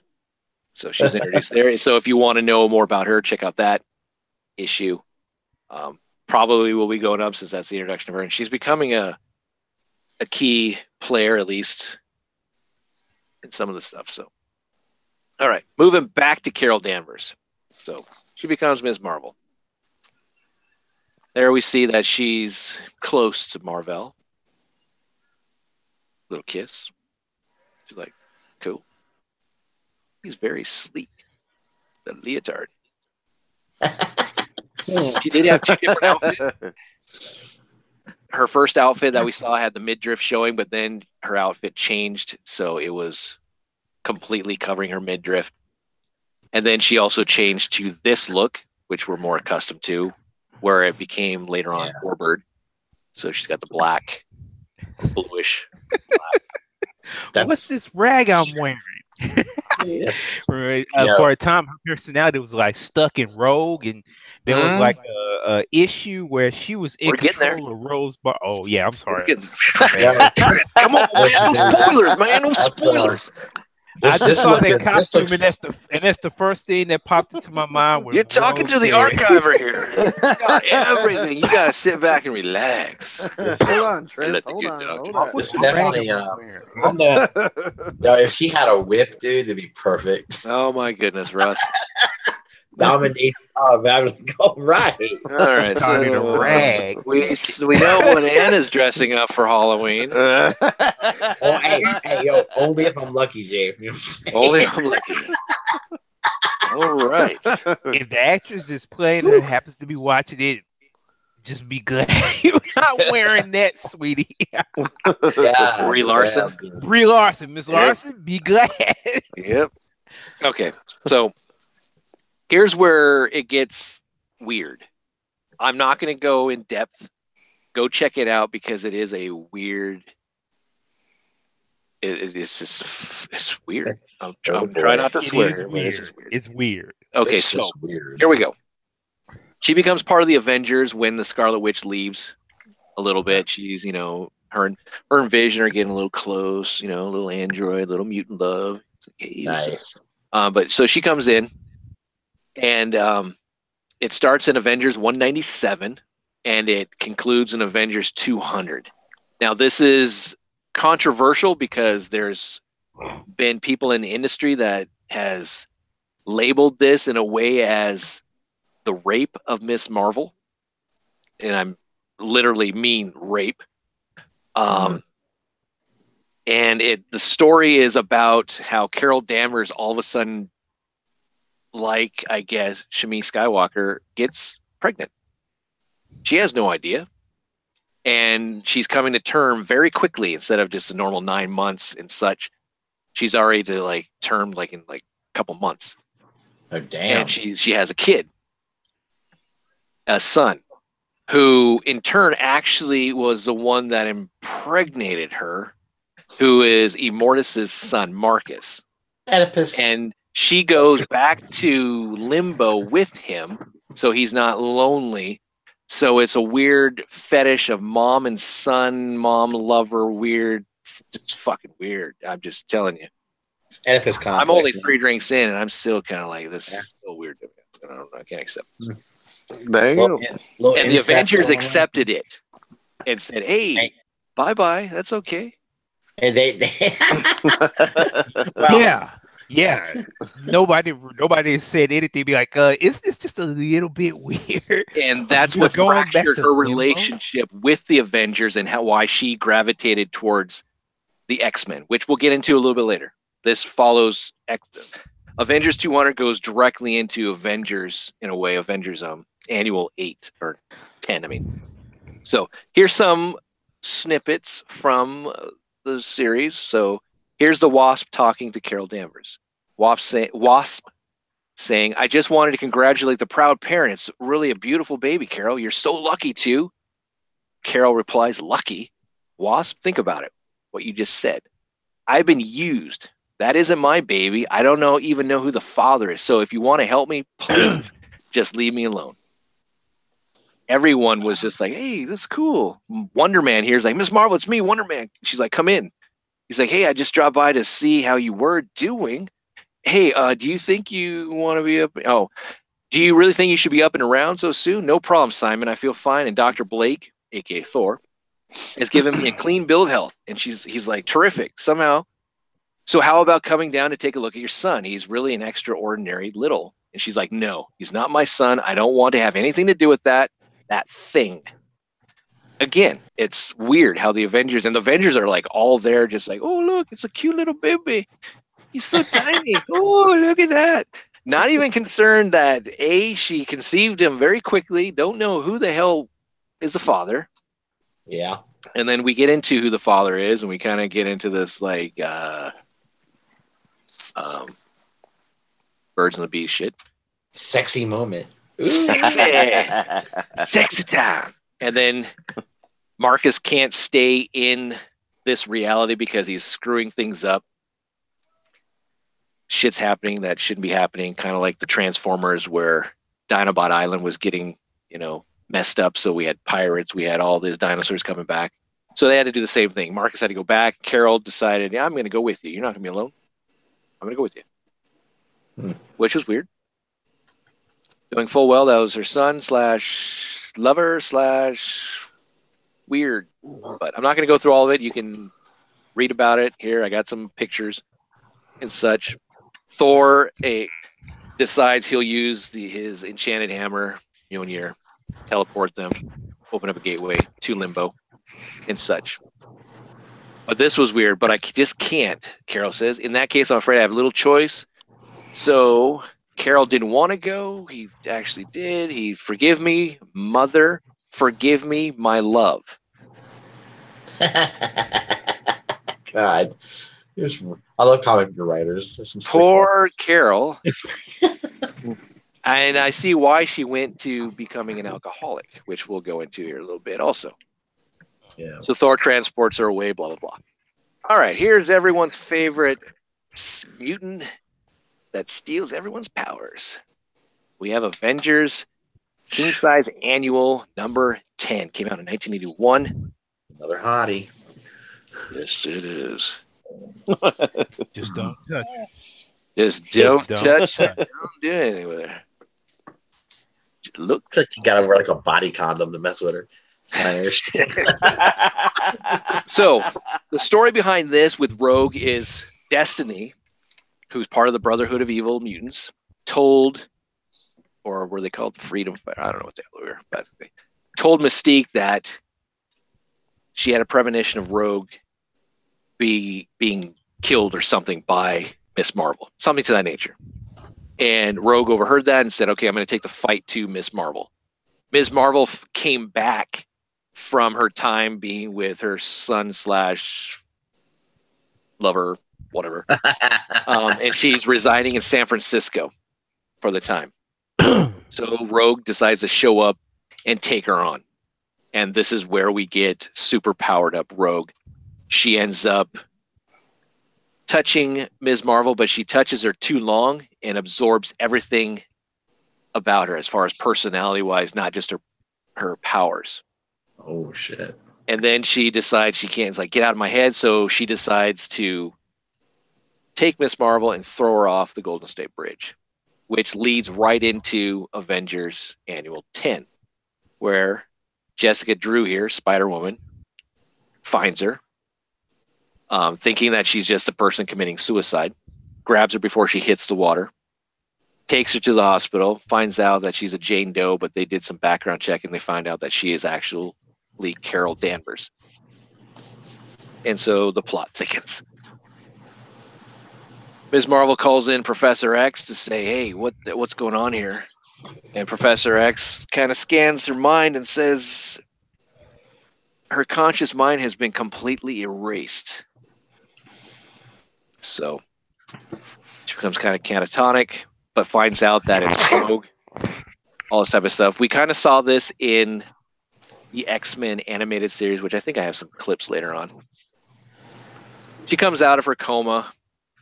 The Avengers approach her and say, "Hey, hi, Carol. How you doing?" After all the shit that she went through, they find her at the X Mansion. And she's like, "Better than expected, Hank. I'll never regain all my memories, but Professor X is helping me." Blah, blah, blah. I remember my family. I remember the Avengers and how I came to leave them. Bits and pieces. Mostly I've got a ways to go. And then she basically tells them what happened. Marcus died. I didn't love Marcus. I never loved Marcus. Don't any of you realize what happened months ago, what Marcus did to me? Guys, maybe our visit was a mistake. Wonder Man, such the smart, the smart one there. Hawkeye's like, "Hold it. I was there, lady. You told us you cared for Marcus. You left with him of your own free will. I left because I had no choice. Marcus gave me none." And then she goes into the whole thing about what happened. I'm not going to go into this whole weird shit. Oh, we're mom and son weird. Yep. But Marcus died. That happened. And she basically feels that she was betrayed by the Avengers. And so she's choosing to stay with the X-Men for right now. And they go through all that crap. Wanda feels hurt and all this. Maybe if she was there, Marcus would have chosen her and all this. And so she's getting some comfort from the synthoid android Vision. Just, you know, his words of encouragement just phase through it. Destiny shifted, man. So there you go. But here's some pictures from the X-Men animated series where it was like pretty good origin story of Rogue, how she got her powers and how she's taking care of this gal in the hospital. Southern Belle. But that wasn't the last time that Carol Danvers and Rogue happened to run into each other. Carol goes back to working for the Pentagon. Rogue happens to be there in Uncanny X-Men 158 here, and they come to see each other. And then all of a sudden, Carol gets transported away. She gets experimented on by the Brood, I think, or maybe it was a Shi'ar. I don't remember. But she becomes part of the Starjammers, and she becomes binary. Oh, yeah. Totally new powers, everything. But this is Miss Marvel. Uncanny X-Men 164 was her introduction. Came out in 1982. And there's some other stuff. That Kitty Carol, thank heaven, is that you? It's like, yeah. And she goes through some snips. I just threw out some stuff. Talking. And she meets up with Rogue again because Rogue becomes part of the X-Men because she needs help to figure out what the hell is inside of her head, which is Carol Danvers. This is funny. Is this true? I wouldn't have thought you capable of such cruelty. What are you talking about? What's my life got to do with you, huh? We never even met before today. She's like, perhaps will this help? And she's like, Carol Danvers, yep, the woman whose life you destroyed, Rogue. Except that now I possess the powers to do the same to you. But she doesn't. But this is what Trent was talking about. After the Inferno saga, the X-Men were kind of in their own little world. They got touched on some darkness, a long shot, Dazzler, some demons. And Rogue basically lost control and Carol took over. And it happened in Uncanny X-Men 246. And you can see that she changed her get-up, everything. Can you all guess who the woman in the purple is? That's Psylocke. Betsy Braddock. Yep, that's Psylocke. And we got Mass Mold right there. The team was fractured. 248. Oh, wow. Okay. You're going to see the death of Storm. 244 was the introduction of Jubilee. You had the Reavers. They're going to go through the Sage Perilous or whatever the hell that thing's called. But again, this is what they're going through from that issue. You want to take over? She's like, I have to. I've been within my rights. You stole my powers, my memories, my personality. permanently from my rightful body as much as murdered me. Why shouldn't I take control of yours? I didn't mean to. So I answered it. My bad. But so she does take over. But she goes through the Siege players, and Rogue is back. Again, like and subscribe. Right. So there you go. She's back to being Rogue. But is that the end of Rogue and Miss Marvel's fighting? Hell no. Uncanny X-Men 269, they're back fighting again. Got the Reavers involved. And then Uncanny X-Men 274, again, they fight. They just can't stop fighting.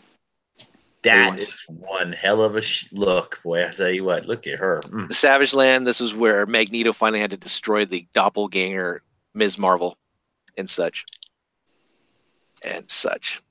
So there's the doppelganger right there, kicking the crap out of Rogue.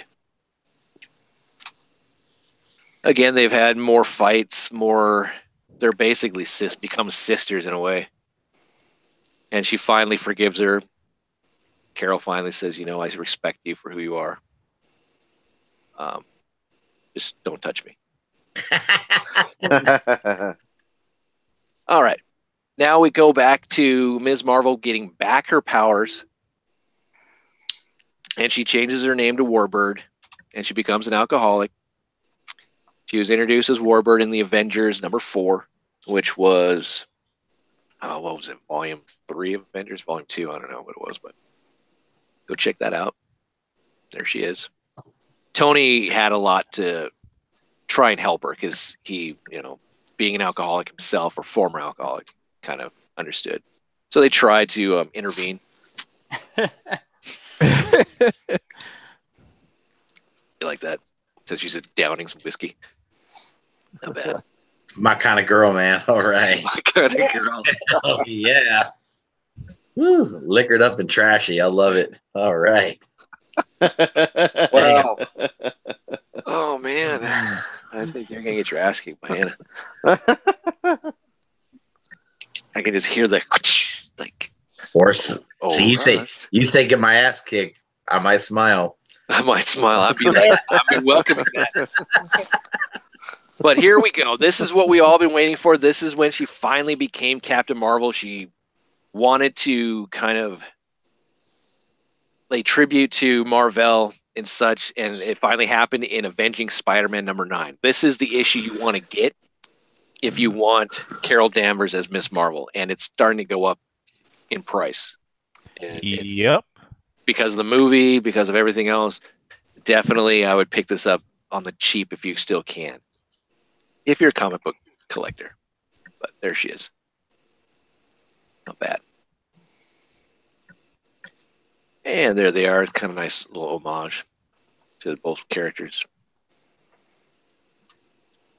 There she is. All right, so I'm just kind of wanting your opinion. The DC Universe has Wonder Woman, has Power Girl, and they have some other strong female characters as their powers and such. Do you think Miss Marvel is that for the Marvel Universe?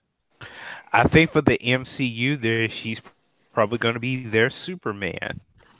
That's kind of what I thought too. I felt the same way that she was going to kind of be that role, and she feels like she's fitting into that Wonder Woman role. I kind of agree with that too. But since Marvel doesn't really have anyone like Superman, she almost fills the Wonder Woman and Superman kind of role, Because Wonder Woman's kind of like the female Superman, anyway, right? Yeah, she is. Yeah, that's what. Yeah, that's what I'm getting at. I mean, the Marvel Universe kind of has that Superman. If you look at the Hulk, I guess, blended a little bit. Well, yeah, I get Captain Marvel, but we don't know how strong she's really going to be. Yeah. You're right. That's true. I mean, there's a lot of different versions of her throughout the years in the comic books where her powers evolve a bit, and then they take them back down. It's almost like they power her up and then they bring her back a little bit. They power her up again and bring her back. Yeah. But I don't know what they're going to do with her in the movie. I'm looking forward to it though, because I want to see what version of her they do. Well, they're setting her up to be the savior. It seems like that, which means she's probably going to be pretty badass. The cosmic powers. Yeah, but is that enough? Yeah. I mean, Captain Marvel back in the 70s taking on Thanos, Marvel. He wasn't super strong. He wasn't like he was he had his own fighting skills because he was a soldier, but he wasn't like endowed with like on the level of Hulk, Thor, Wonder Man type strength, or even who's the other dude from who's the Marvel version of Superman? Hyperion? Hyperion, yeah, that dude. Hyperion, okay. Century. Yeah, and Century. I mean, so hopefully they're not going to go the route that she just comes in and she's just like, she can handle the Hulk with like one finger, type. Like, nope. It's like, you have a Hulk. Well, we have a Carol Danvers. we have a Captain Marvel. I have a feeling they're gonna give her like super strength. She's gonna be powered up pretty good. In order for her to go toe to toe with Thanos, you're gonna have, and I'm not trying to be sexist here. Okay, I know, but she's a woman, and you can't, if you want us to buy that like she's gonna be able to whip Thanos' ass, you gotta give us something. Let us know how she's gotta be pretty badass. I mean, yeah. So you're saying she should be in the kitchen, Russ? Is that what you're trying to say? I tell you what, I bet she makes this bastard. Send your hate mail to Russ. Yeah. Oh my goodness. Jeez. I bet she Gary wasn't texting her or paging her for a sandwich. All right. No, he wasn't. She can flip some pancakes, baby. I'll tell you what. We'll get Thanos through his stomach. We'll just feed him to death. No. But that leads us into the movie here. If she was cooking me breakfast in the morning, I'd be a happy camper. That's all I'm saying. Dude, you're gonna wake up with like black eyes if Anna sees this. I just watched Classic Fanatics for us. Adams. She probably eviscerated you. I'm gonna take this spatula, shine it up real nice, and turn that sumbitch sideways and stick it up your candy ass. Anna, why am I so sore? She's just gonna smile. Here's some of the photos that leaked from Captain Marvel. I'm sure we've all seen them, but you can see Samuel L. Jackson with hair. Holy cow! This does take place back in the world. You can see Pacific Bell right there. Also, back in the day. So this is there's gonna be no Avengers. We'll see what happens. I mean, obviously, Cap's gonna still be on ice, so I don't know who else is gonna be represented in here. I think it's just gonna be solely Carol Danvers. We're gonna get a Kree. We're gonna hopefully get Marvel. Yeah, there should be a Hank Pym also, right? Because in Ant-Man, it was born when it's on the 90s. Yeah, he was. When in the movie of Ant-Man, you can tell it takes place in the 90s more or less when he actually leaves. What do you call it? They leave Shield. Shield, yes sir, that one. Yeah. And then Tony's dad is still there. Tony's father's still there. Yep. Exactly. Yeah. So it's gonna be pretty cool if they come out. Mm-hmm. Yeah, that'd be cool if Howard Stark comes out and Hank Pym and all that, but I don't think they will. But it'd be pretty cool if they would. Yeah, and then to see to see more of Carter? Yes, it's not Sharon Carter. Peggy Carter. Yeah, Sharon Carter's the FBI agent. Yeah, well, they're both FBI kind of agents. Oh, Sharon Carter was SHIELD. Yeah, well, who formed SHIELD? Peggy. She's the one that started everything. Peggy Carter was SHIELD. Sorry, not Sharon. Yeah. Sharon Carter's like FBI. No, Sharon is SHIELD too. Yeah. She was working for Fury, watching Cap. But she started out FBI, but I think she does move on to SHIELD. I think you're right. Whatever for us. You just want her to be an FBI. You just want to keep that thrill alive. No. She's FBI because up here. Oh yeah. Female body. I'm FBI. I'm a female body inspector. She's pistol whipping me like crazy. You're not gonna get your way, Russ. You're not gonna get your way. Bro. Can't really tell you. It's right here. There's someone's face. I don't know if that's an Iron. That's not an Iron Man face, but it's interesting. I don't know what that is. But distorted Donald Trump. But yeah, there you go. Now, do you like Brie Larson as Captain Marvel? That's After Animal seeing what we've Chin, seen, I think she fits the look. You know, she'll probably nail it. Me personally, I was kind of hoping Katie Sackhoff would get it, but she'll probably do all right. I think she would have been good too, actually. Is that Aminet Black from The Flash? Is that her? That's the same gal, isn't it? Who, Katie Sackhoff? Yeah. Katie that the gal Sackhoff from was Flash? a Starbuck from the new. Yeah, but she's the character on The Flash on the C-Dub show, right? Aminet Black. Is that her? Same gal? I'm not sure. Oh, you guys don't watch C-Dub stuff. Oh, I do watch it. I just don't know the name of the Last character. episode, she was there. The gal that has the shards on her hand. Yeah. I mean, Black. I just don't know her real name. I saw it this past that's her. Tuesday. But you guys do think that Brie Larson is the right choice? I don't think Aminet Black can play a good Different Captain gal. Marvel. Yeah, she can barely pull off that role in The Flash. So, Well, I don't know. I think she's great in The Flash. it's her accent, bro. It's just not like her accent. That's awesome. What's Oh, maybe it is a different gal. She does it all wrong. No, it is Katie Sackhoff. It's the same gal. Yeah, Katie Sackhoff. It is her. It's her. Just I don't know if I could see her as.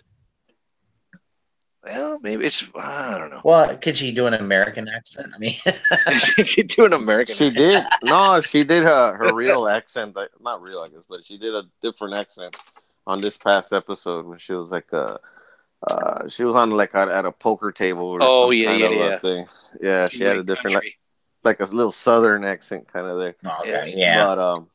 But yeah, she's okay. She's all right. I think this gal will be okay. Yeah, I think she will be too. Yeah. I think she'll do good. Yeah. It's just kind of curious of like, okay, so what age do you think she is right here? I don't know, 30s. 30s. Okay, so let's. So she's gonna put on what 20 years if she's in the 90s. Yeah. Nah. So she's gonna be like 40, or time stops for a human hybrid. Yeah. When you get super powered, man. Yeah, you don't age. You get super powered. You don't age. You get to keep your boyish good look. Or you. Yeah. Either that or you age very, very slow. Oh, so you're like a Wolverine. Yeah. Okay. I don't know. Just asking. I saw Logan though. He looks like he ages really bad. It's not good. Logan? Oh, yeah. Probably because he's been out in space or on another planet or something. That's probably why she hasn't aged at all. Or maybe they just keep her on ice. Could be. It worked for another captain. Maybe it might work for this captain. Very true. Very true. Or maybe it's got something to do with that Kree DNA that's in her or whatever. Yeah, like I said. Maybe. Possibly. But again, I'm excited for it. Yeah. Like I said, Captain Marvel is one of my favorite characters. Even the Carol Danvers. Hopefully she gets this suit. Looks like she's maybe aged a little. She's got longer hair. Yeah. And such. But I don't know. But I like the symbol. That's kind of cool. Like it's like the that's awesome. Yeah.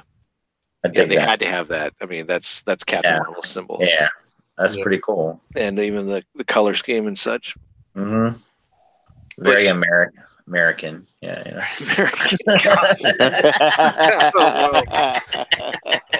God forbid if she was someone of other ethnicity. Again, send your hate mail to Russ. Yeah. From us. I'm excited for it. gmail.com. But powerful is I don't know what. I mean, what was it? Screw Attack Death Match. They'd had her up against Android 19. And she was giving her a good fight, giving her a good run for her money. Didn't Captain Marvel have some kind of thing with or have some issue with Galactus? No. At one point, I thought that there was something. She had something to do with Galactus at some point. Maybe I'm wrong.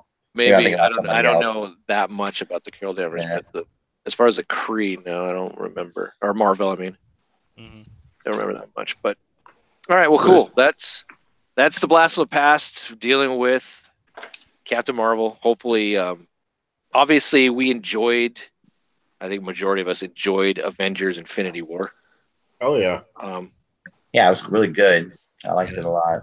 Curious of how it's going to all play out and how Captain Marvel's going to be the savior, along with, are they bringing back certain characters? Are they not? Are they, Shuri going to now be the new Black Panther?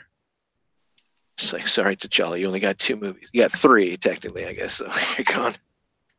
I mean, but I don't know.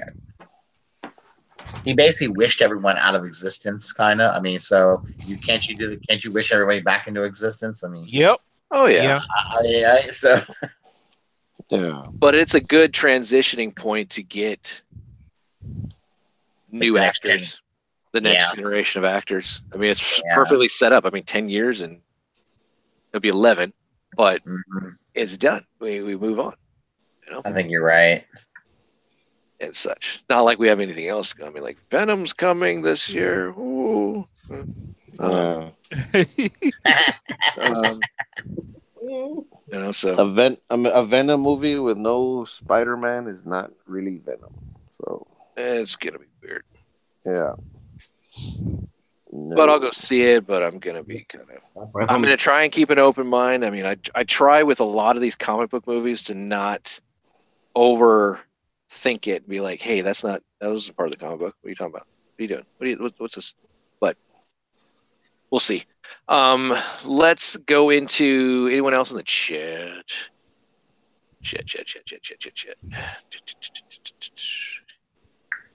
Yes, it's Katie Sackhoff. BVZX3 is with us. Cool. Oh, it's a Shi'ar. Okay, they're cool.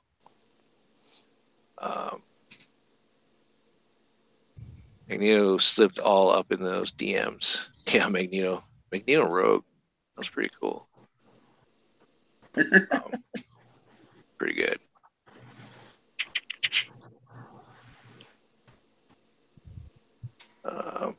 I wouldn't go so far. He was a 70s Marvel version of Superman. It was that strong. But he was. Still a good thing. I think we all forget sometimes how powerful Superman really is. There's a couple of big comic books where he actually, he says he has to hold back. He said that even in DC Justice Unlimited. Yeah. You're the only guy to Darkseid, like, I don't have to hold back. Right. He can let it out because you can take it. But there are some other things that I love, like All-Star Superman, that DC animated movie or even the series, but where he dies to save, the people of Earth, to reignite the sun or whatever. But the new DC animated movie coming out here in the next, probably this summer, I think, they're gonna finally introduce the death of Superman into the world they've created in this animated universe. Right. We'll see how that takes place. That's very interesting. But I still need to watch this. I've Batman Ninja. I like it. I'm probably gonna get the SH figures that are coming out this summer, but I know there's mixed feelings on this movie. Like, it's good, but no, it's not good. But we'll see. All right. That's about it. Unless anyone has any questions or concerns, this is the time to get anything off your chest. We'll go into therapy mode. Everyone's dead quiet now. Are you guys okay? Are you guys okay with the pictures or what we've seen of Captain Marvel in the movie so far? Are you okay with her not showing her tits? Jeez. Well, for Marvel Studios Disney property. I mean, what I meant was like direct all your hate mail. I just say not. I thought I was bad. I said it wrong. I meant like with her not being busty. You know what I mean? She don't like really show the. She's not wearing like the low cut stuff. Like she's kind of well covered. Being more of a sex symbol. Yeah. Like in the comic books, they kind of make her look sexier. And in this, they kind of make cover. I mean, it's a little tight, but it ain't like. It's not like no, they're not gonna do that. The girl playing the role isn't really that curvy. But you can make her curvy though, man. There's digital enhancements. Shit, my sister, do that. My little sister, I remember one time I called her stuffing her bra, but I was like, "Look at you enhancing yourself." Marcus storyline there. Russ. I said, "Mom, that little girl trying to make herself look bigger." No, I don't think they're going to do that. I don't think they need to. They've had opportunity with Scarlet Witch. Yeah, and they really didn't make her look sexy. Yeah, and I don't need it. If you I just want the character to be alien race. Somehow, I doubt you being sexy is probably the first thing probably the last thing on your mind. I don't know. Russ is just thinking of the three-titted girl from Total Recall. That's all he wants. Is like, one of the best scenes in that movie, by the way. It's just I think she's fine. I think unless she's like really kiddish and she gets these powers and she's like a total rookie and Fury's the one to train her and become, what she is, even though what we know of Fury is he's a hard ass. Yeah. What's he gonna? How is he gonna be portrayed in this newer, younger self? Yeah. More inexperienced himself. Does she help mold him into what he's gonna become? Did we see that he has two eyes? Yeah, he has two eyes on this one. And yes, I noticed that. And Nick Fury in the cinematic universe is very he's the kind of guy that doesn't really trust people. So apparently not. Where the hell's he been hiding this chick at? So is he gonna be right? Is he gonna be a little more trusting in the early 90s? Did something go wrong that made him change or something? I don't know. The one question I have is that whole build up in Avengers.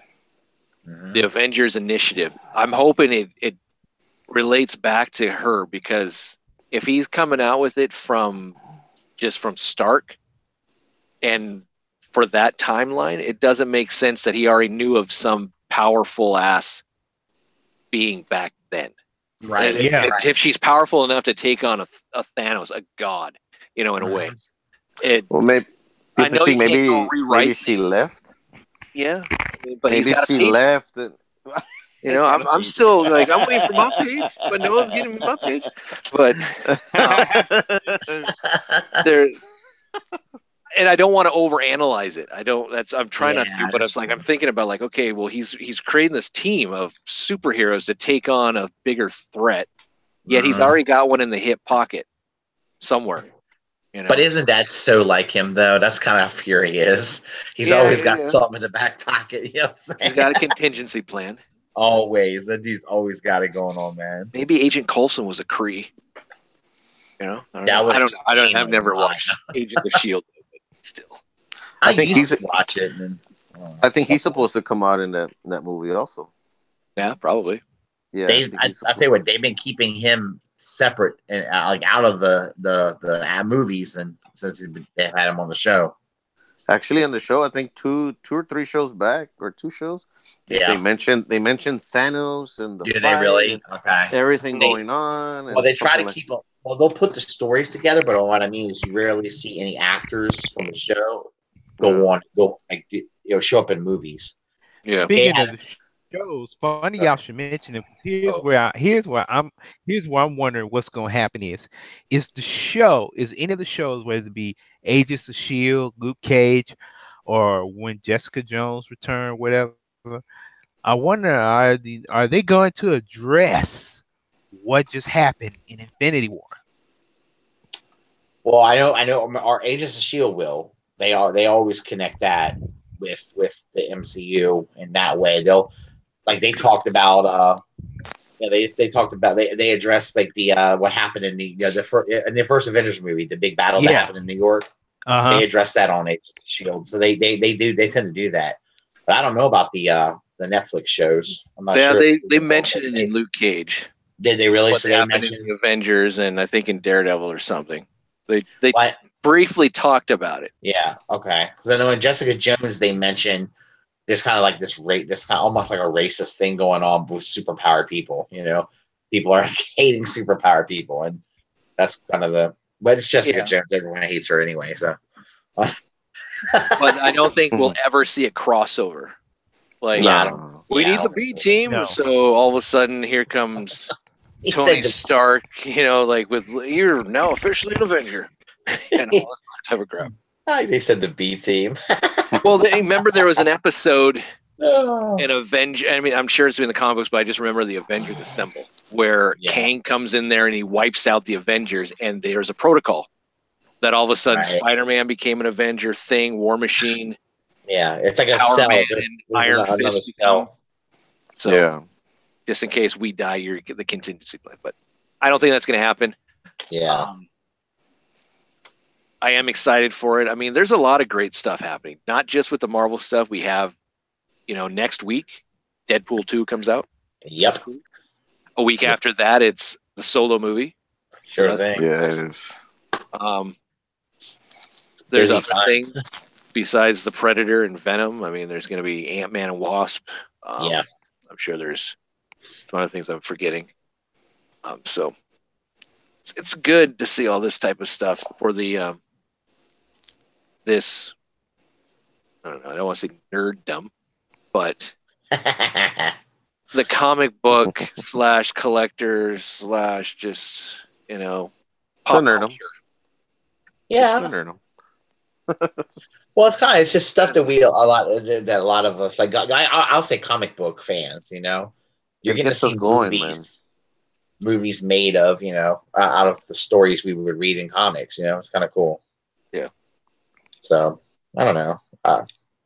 I like seeing these characters up on the big screen. So. Oh, and I think they've been doing a pretty good job. I harp on DC stuff at times, but I wouldn't have it any other way. I'd rather have something from DC than nothing else. Me too. Absolutely.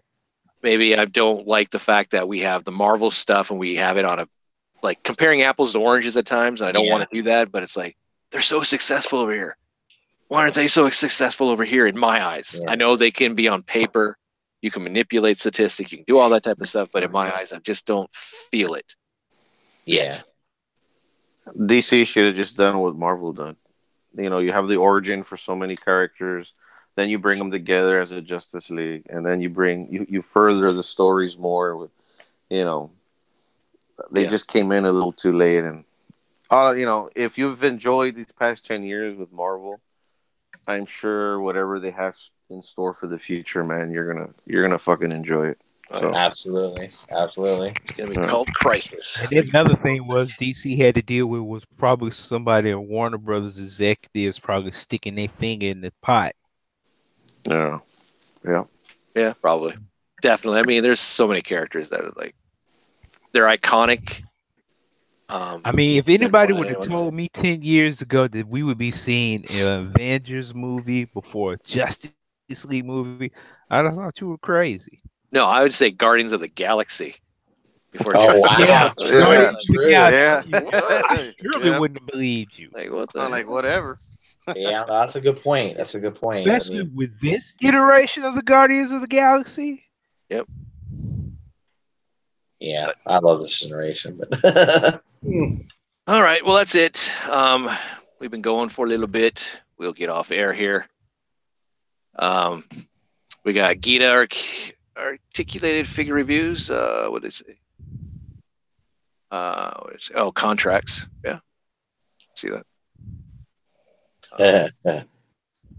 Brammer's like, wait, none of you are excited about Ocean's 8? I didn't know at all. That's funny. Yeah. He's a jokester tonight. He's in a good mood tonight. I'm going to send him the link. I haven't seen Brammer in a long time. So we're going to hang out off air And where are you? Damn it! Hold on here. Find him there. Oh, Grammar, get in here.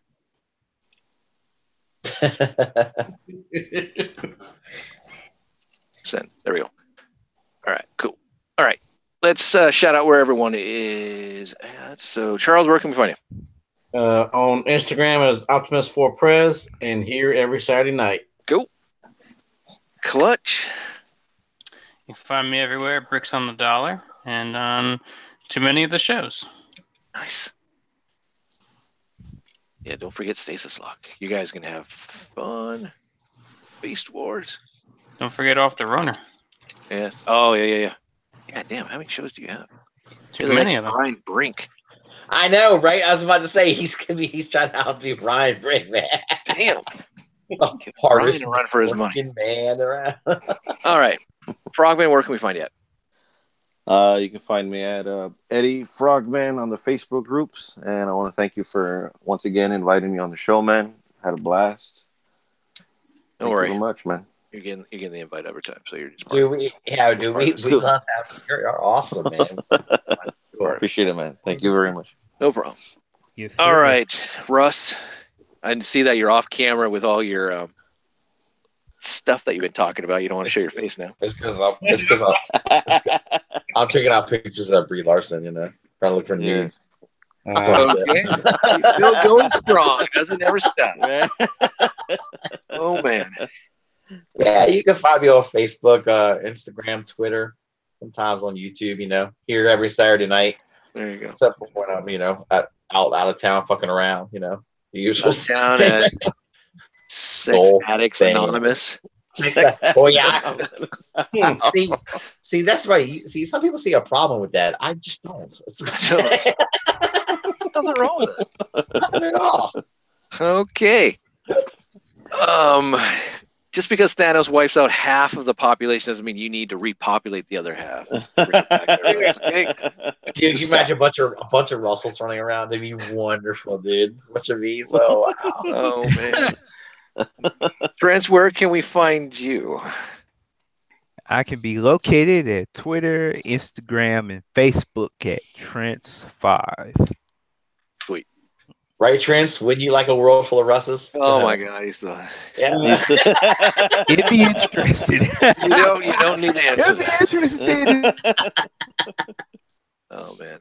And you can find me at VictorySaber77 on Instagram. Also, you can find me on YouTube, and you can find me Facebook. There you go. Cool. All right. He's the monitor of this motley crew we have tonight. Yeah, I guess. Mainly me. There may not be a show next week. I'm not sure. So I'll keep everyone posted. But there will definitely not be a show Memorial Day weekend. So just put that out there because it's Memorial Day weekend and all that. And I should be back in town next week, but I don't know. We'll see. But that's all. That's the news. And cool. Don't forget to like and subscribe. Don't forget to check out the other Cool Table Network shows and all that type of stuff. I'm sure the guys on ETR, which I want to get back onto ETR, but I just. Maybe I should just hire a chauffeur. Maybe I should have my kid do Uber. Maybe. I don't know. There is an idea. Maybe. I don't know. But no, I'm sure they're going to be talking a lot about the Masterpiece stuff. So definitely check out ETR on the Roman Collectors YouTube channel, 8 o'clock Eastern Standard Time, and all the rest of the Cool Table Network shows. Absolutely. And that's it. We've been Bye, going for about 3.5 hours. Yeah, man. Don't forget to send your hate mail to Russell. Yeah, I know. Bring it all at any local SAA meeting. Come on, when is it going to say at 8:30? You love me.